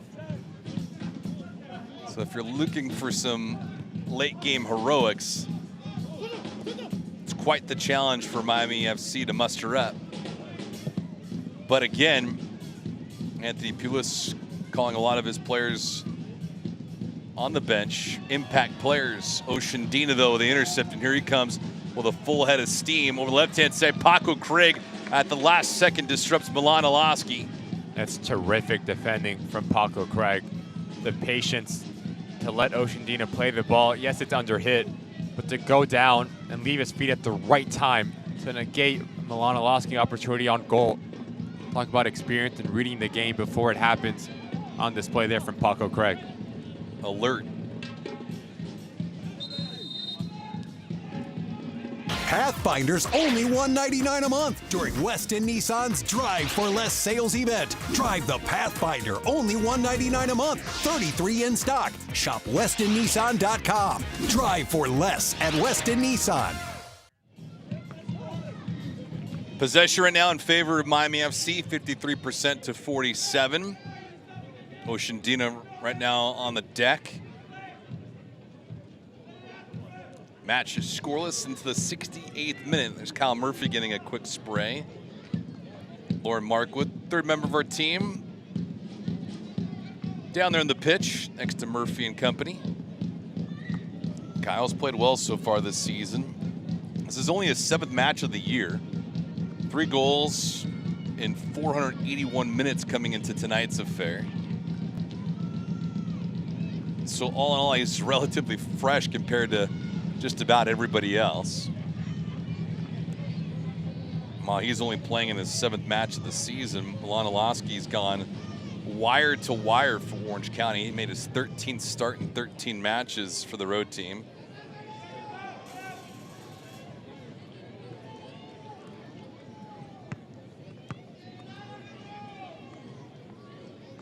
Oshandina back on his feet. Looking to see why he was on his wall before. Awkward coming together at the end. Loses his footing. Such a special player. Has been involved with the U20 national team. Late scratch. Doesn't join the team down in South America at the moment. But such ability to create magic. Beat players 1v1. Massive future for the young man. Hopefully he's okay, but good to see him back on his own power, walking off the field.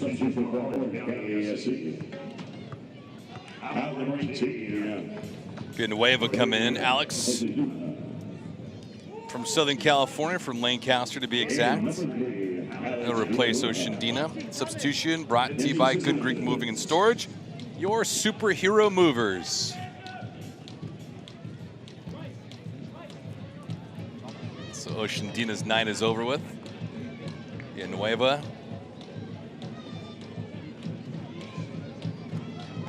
Like for like change for Morgan Carlson. Villanueva, we've seen him play a plethora of different positions coming over from the Seattle Sounders organization, whereas an outside back in the center of the field, a top line, the versatility that the youngster has shown, such a key part of Orange County.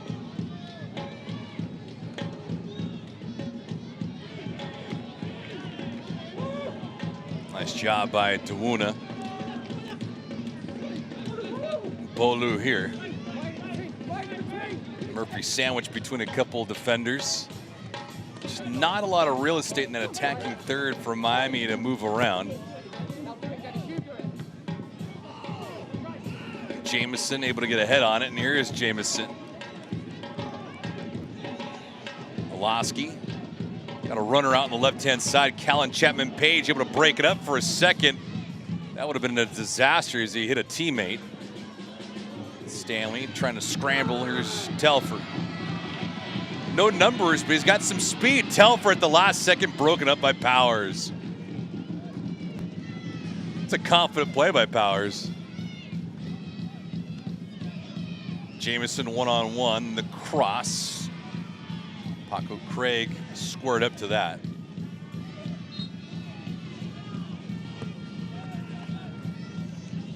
It's an interesting match. As this game has opened up, now you're starting to see how good positionally can these back lines be. Whether it was Chapman, Page, and Paco Craig on the initial action, and then it's Powers picking the pocket of Ryan Telfer. The talent on that front line, if you give him the time and space with the willing runners around the corner to get in behind, you're going to see there's going to be a lot of opening gaps and chances for the remaining of this 19 minutes plus in this match.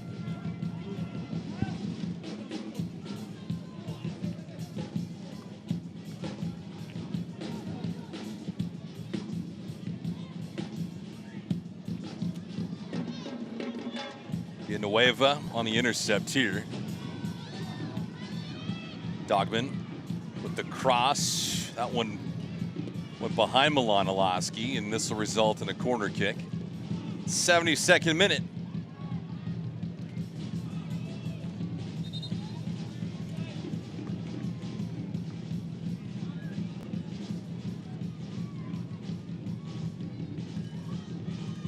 Possession now 53-47 in favor of Miami.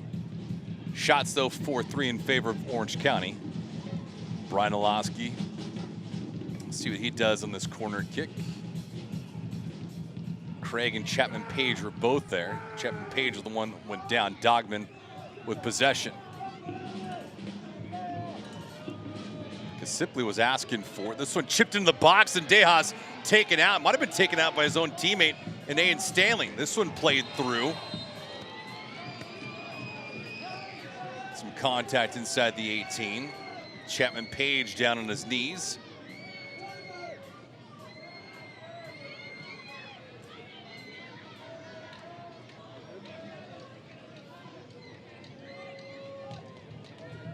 Like some friendly fire there as Brent Richards was given a little bit of a argument. I think the argument is that Chapman Page is lowering his head. Yeah. As a defender, you know you're always going to get in favor when there's a boot near the head of an opposing player, but it's better there from Zendejas as he comes off his line. He knows he's taking contact, but to get that punch away on the ball, it's textbook goalkeeping 101. 74th minute.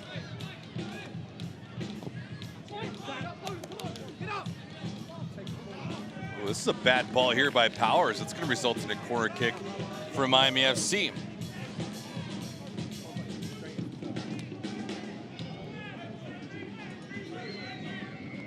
Corner kick brought to you by your Volkswagen dealers of South Florida. Looks like we'll have 3 substitutions for Miami FC. That's exactly the case. Claudio Repetto. Mark Sekber's also coming in. And Gabriel Cabral, who we've not seen at all. Hernandez will vacate. Dennis Duuna also gone. And it looks like Curtis Thorne will also be grabbing some water. So 3 players in for Anthony Pulis. Christian Sordo will also enter the fray in the second half.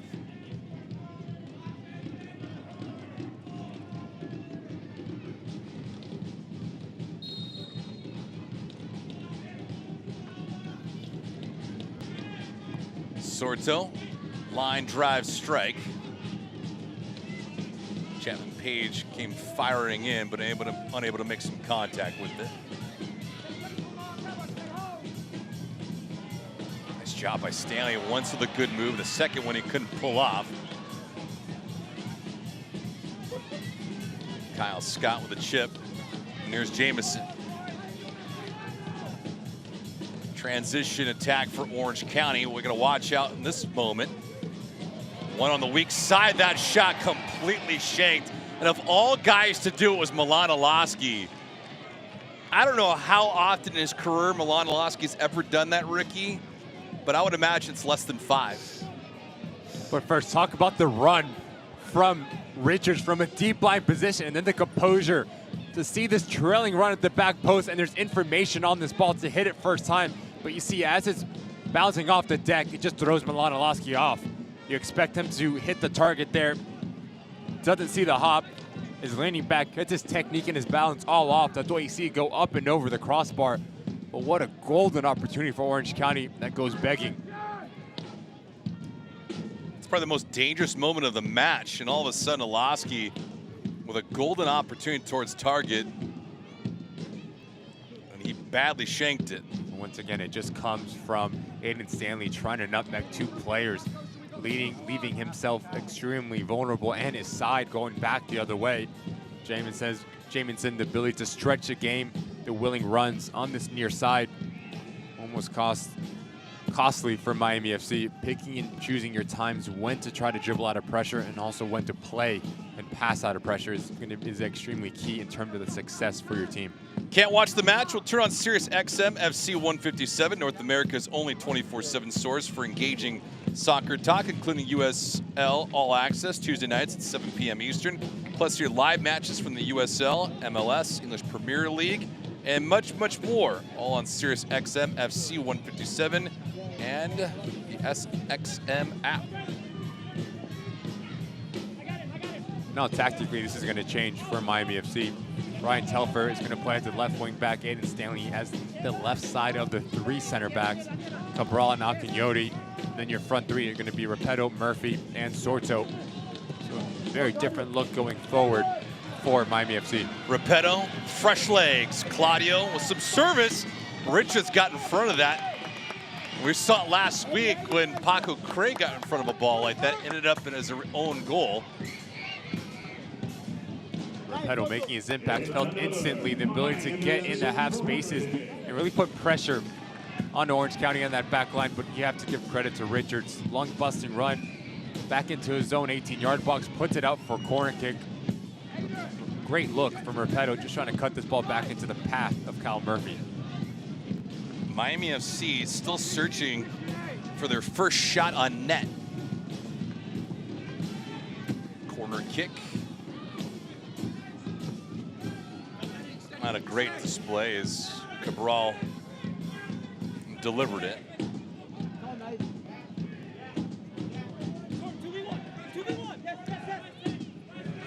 Telford, Cabral, Repetto up there. Cabral working long and looking for Segber's bet thing. Not on the same page with Mark, and Mark acknowledged it.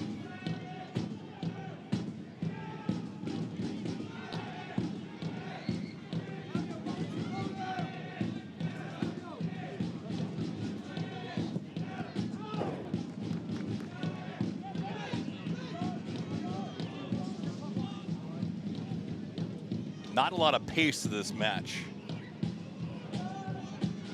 Moments for each squad have been far and few. 8 total shots combined. 5 for Orange County, 3 for Miami FC. Best opportunity came from Orange County and Milan Olaski about 5 minutes ago, and a ball that was on his right foot just took a interesting hop, we'll say. He didn't hit it flush, and it went nearly straight up in the air. 80th minute.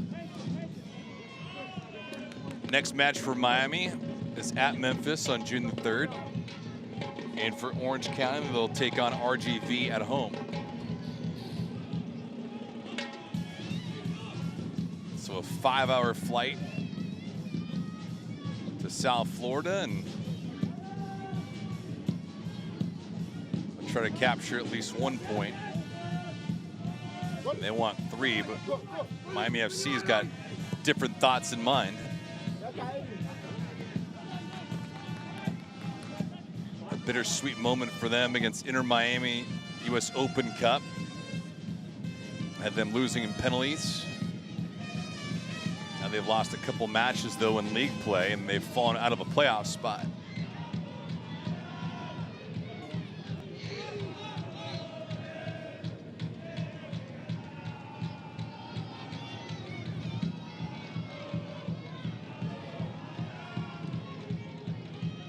Like Orange County, who's applying some extra pressure, can go back to their bench. A couple more reserves coming in for them.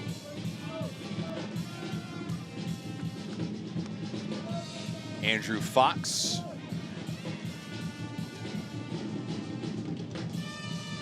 Brian Olaski being removed. Substitutions brought to you by Good Greek Moving and Storage, your superhero movers.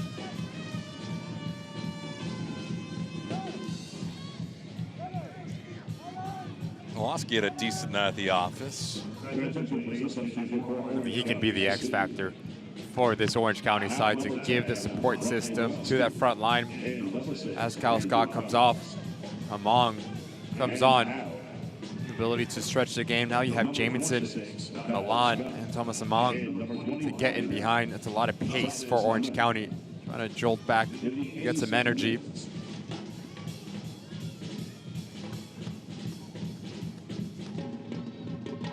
Among so far has not scored a goal, but a dangerous moment here with a couple inside the box. Villanueva could not maintain possession or make a move. Chapman Page alert.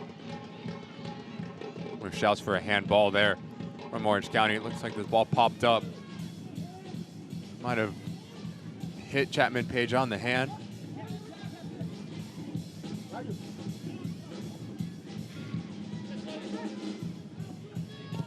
Telfer wanted to get it back. Repetto didn't have an angle to feed it to.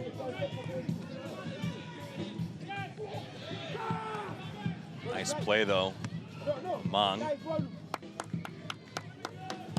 couldn't hold on to it. Now Paco Craig trying to feed it to Mark Segbers on a run. Segbers trying to ditch that corner. Plenty of contact, but a 50-50 ball. Official not going to blow a play dead on that. At least one would assume so. 83rd minute. As Villanueva was the first to react, it's an oncoming run. It is a handball. The extension of the right arm there from Colin Chapman-Page. Miami FC get away with one. There's an argument to be had for Orange County. That's going to feel very hard done by. Christian Soto, top of the box. Cabral had it. Bolu, the touch to Murphy. Murphy trying to jam that thing towards target, and Cabral might have gotten some contact.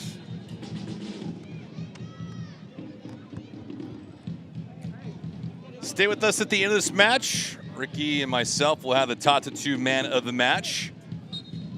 Voted on by yours truly, Rookie Lopez Espin. Giving me all the responsibility. We should call it the Ricky All-American Lopez Espin man of the match. Provided by Tata 2. How about that? Not a fan of it. No? No. All right.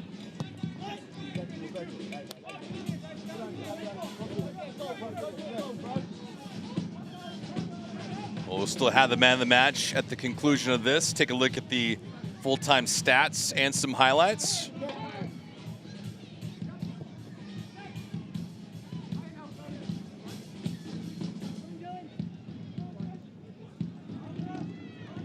'85th minute here. Cabral coming into this contest. A handful of players for Anthony Pulis have entered the pitch. Segbers, Repetto, Cabral, Christian Sorto.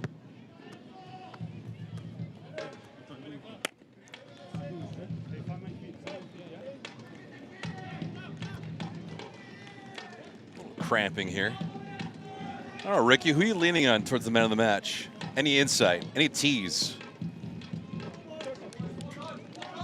It's in that back line of Miami FC. You get a clean sheet, it's always job well done for the defensive unit for Miami FC, and that's something that Anthony Pulis would be on his checklist coming into this match. Yes, you want to score goals, but defensively, can you shut out teams, especially at home, to get clean sheets? And so far, 85 minutes in, so good in terms of that.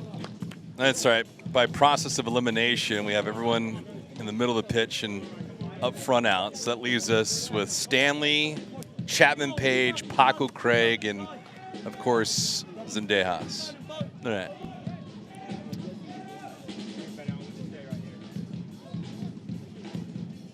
We'll figure it out.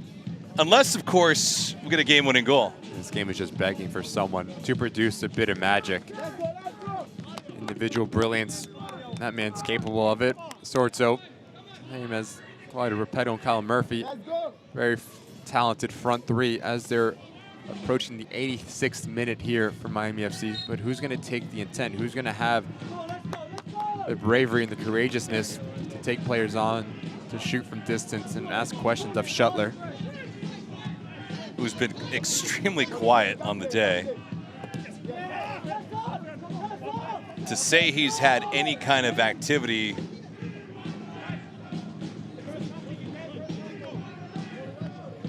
is hyperbole in caps lock. 3 shots for Miami FC, but nothing towards target.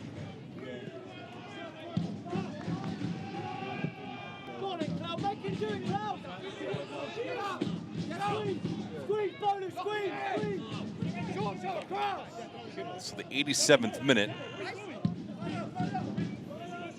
That should be Claudio, drop on the 8. Gabba, stay here. Christian right. Christian right. Christian. Luxury of a hot microphone. Get to hear exactly what Anthony Pulis is instructing his troops.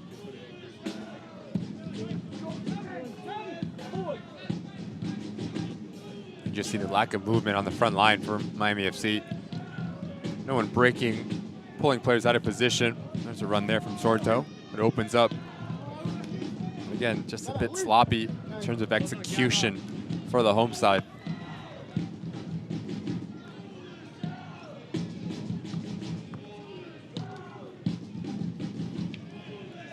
Miami FC coming off a 3-2 defeat to San Diego. Orange County coming off a 1-0 defeat to Phoenix. Orange County in that contest had 16 shots against Phoenix. In fact, they outshot Phoenix by a wide margin. And fortunate for them, they were blanked.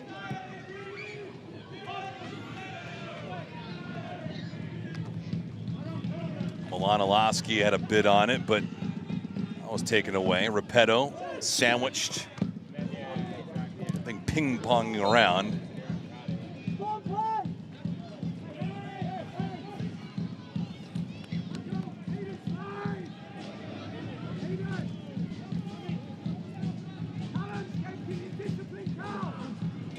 '89th minute, and we'll figure out how much stoppage time we'll have. There have been a few lapses in activity.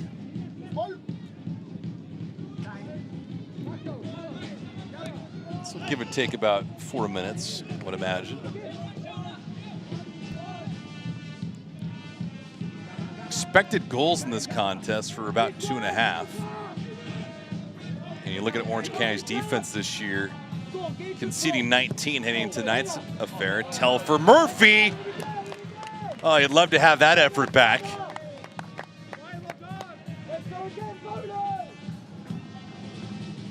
Beg your pardon, Claudio Repetto. We haven't seen this as often as Anthony Peels would like. The ability to whip a ball into a dangerous situation. Ryan Telfer hits it extremely clean. Repetto beats his individual mark, which is Knackham. An ability to get it on target. Again, as a striker, you live and die with the service that you get. Whether it is Claudio Repetto or Kyle Murphy, haven't seen much of it, especially in around that 18-yard box. 90th minute.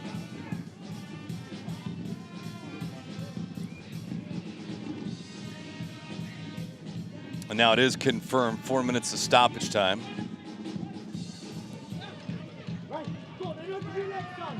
Repetto here. Sorto, Segbers. Back to Segbers with a run. Segbers trying to feed Murphy, who thought he was held up for a moment. First flash from Miami FC offensively in quite a bit. Richard stepping up nicely.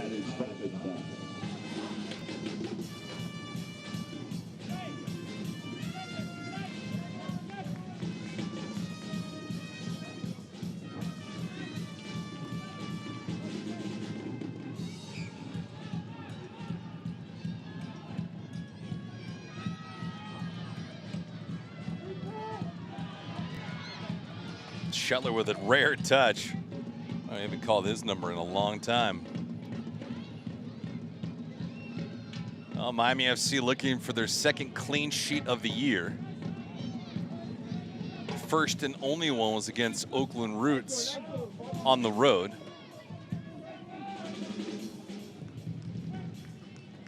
Well, they haven't given much to Orange County in the shootout tonight. But on the other end, for Anthony Pulis, a lot to desire offensively. I think if you ask both of these managers, they're going to be pleased with the defensive efforts and the structure. Both very difficult to break down, not giving any clear-cut opportunity besides that Milan Alaski opportunity earlier in the second half. Again, how do you get things clicking on the front end of the field? Putting the ball in the back of the net. Yes, it's the hardest thing to do in this match, in this game.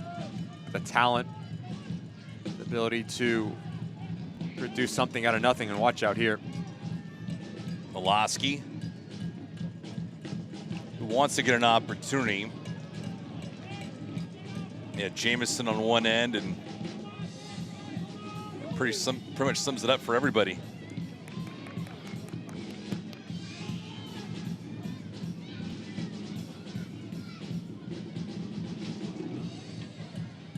It's been 40 minutes since Miami FC has attempted a shot.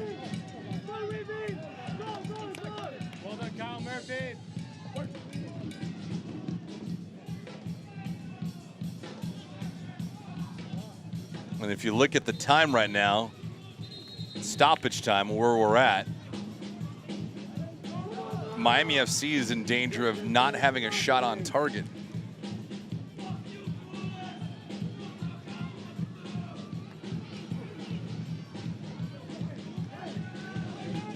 Bolu quickly, Telfer.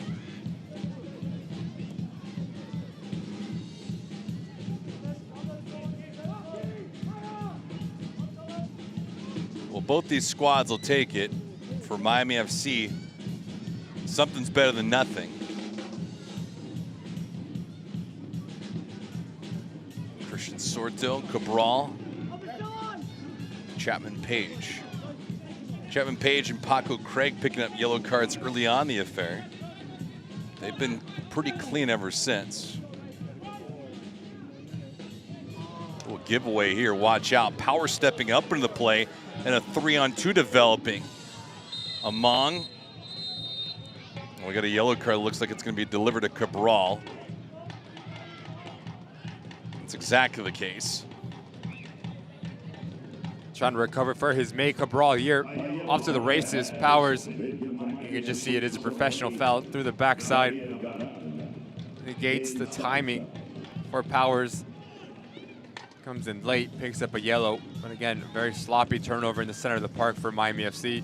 Tries to play one touch when there's no need to.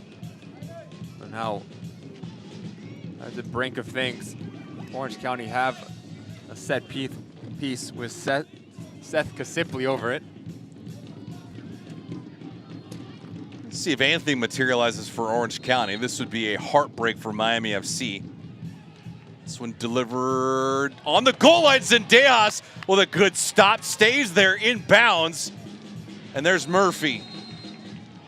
Murphy able to make a touch on it, and full time does not end without some theatrical moments. And a desperation heave from Orange County almost prevailed, but nevertheless, Ricky, Miami FC escapes at least with 8 points, and Adrian Zendejas, his first clean sheet of the season. Match does end though in a scoreless draw. Just seemed like the game never got out of first gear. Playing in the center of the park defensively, but if you ask both of the managers, yes, you get a clean sheet, but how do you get things going forward for Miami FC? 1 point out of your 2 home games against Western Conference competition. You're Anthony Pulis, you're going to be a bit frustrated, but for Morten Carlson, the happier of the 2 managers for sure, coming cross country, hostile in terms of the weather, humidity. You put that performance, very difficult to break down. You walk home with a point. So probably the happier of the 2 managers, but again, frustrating on the attacking half for Anthony Pulis. And our Tata 2 man of the match, Ricky, who do you got? Yeah, it's Bolu Akinyoti. Just steady in the middle of the park, connected a lot of the play from left to right. Very difficult in terms of his stepping out and clogging the middle channel. Yes, he played on a yellow card, but it was a well-deserved yellow card to negate a transition moment. And again, you know what you're going to get from Bolu, and he's been a mainstay and a big part of Miami FC in terms of their performances week in and week out. Oh, man of the match, Bolu Akinyoti. Match ends in a scoreless draw, so each team picking up a point. Step aside right now. Post-game show coming up next.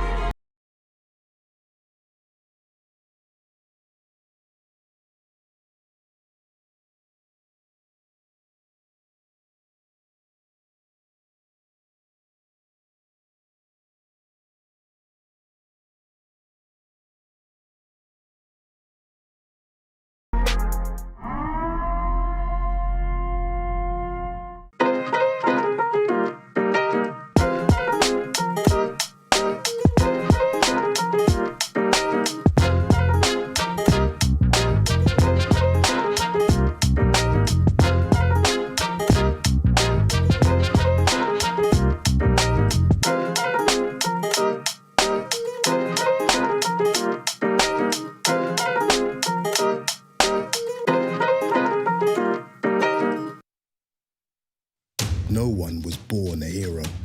It's an everyday journey. There are no shortcuts, no days off, no perfect scenarios. Things won't always go the way you expect. But overcoming challenges is part of the game too. Your time is now. When passion runs through you, become your own hero.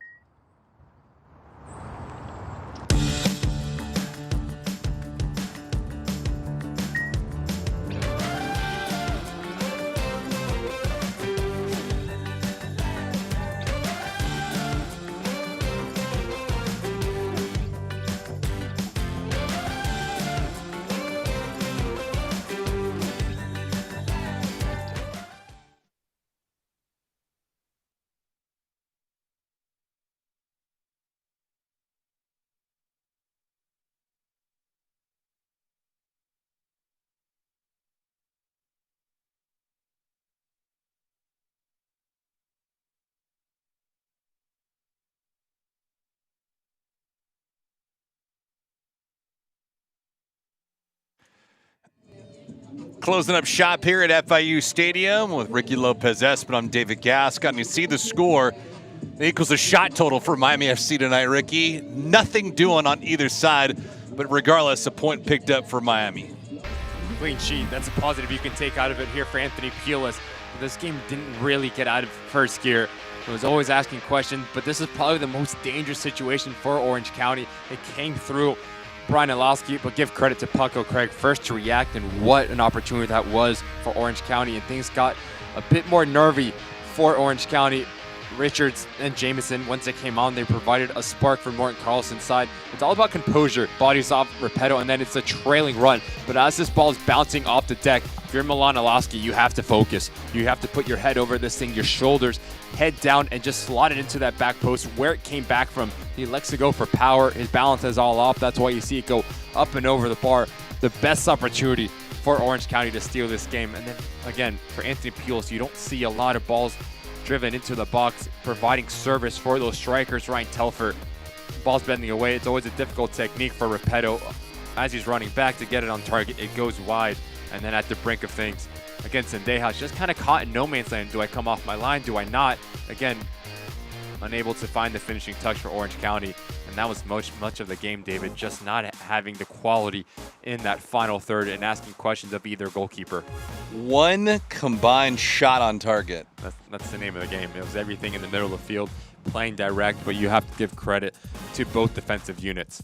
Very stout, very compact, and not any clear-cut opportunities. And that's a positive to take out for Anthony Pulis. You let in 3 goals last time out, so now you get a clean sheet. But again, you score 2 goals, you don't score a goal here. How do you get things going on that front half? And I think that's going to be a big challenge as Miami FC continues into this campaign. Yeah, winless in their last 3 matches, 0-2-1.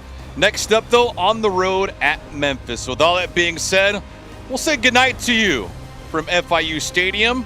Miami FC Orange County, a scoreless draw for Lauren Marquith and Ricky Lopez-Espin.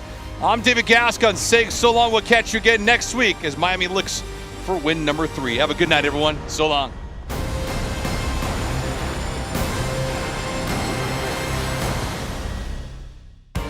This copyrighted telecast of the United Soccer League Championship cannot be retransmitted, rebroadcast, or reproduced without the expressed written consent of the United Soccer League Championship.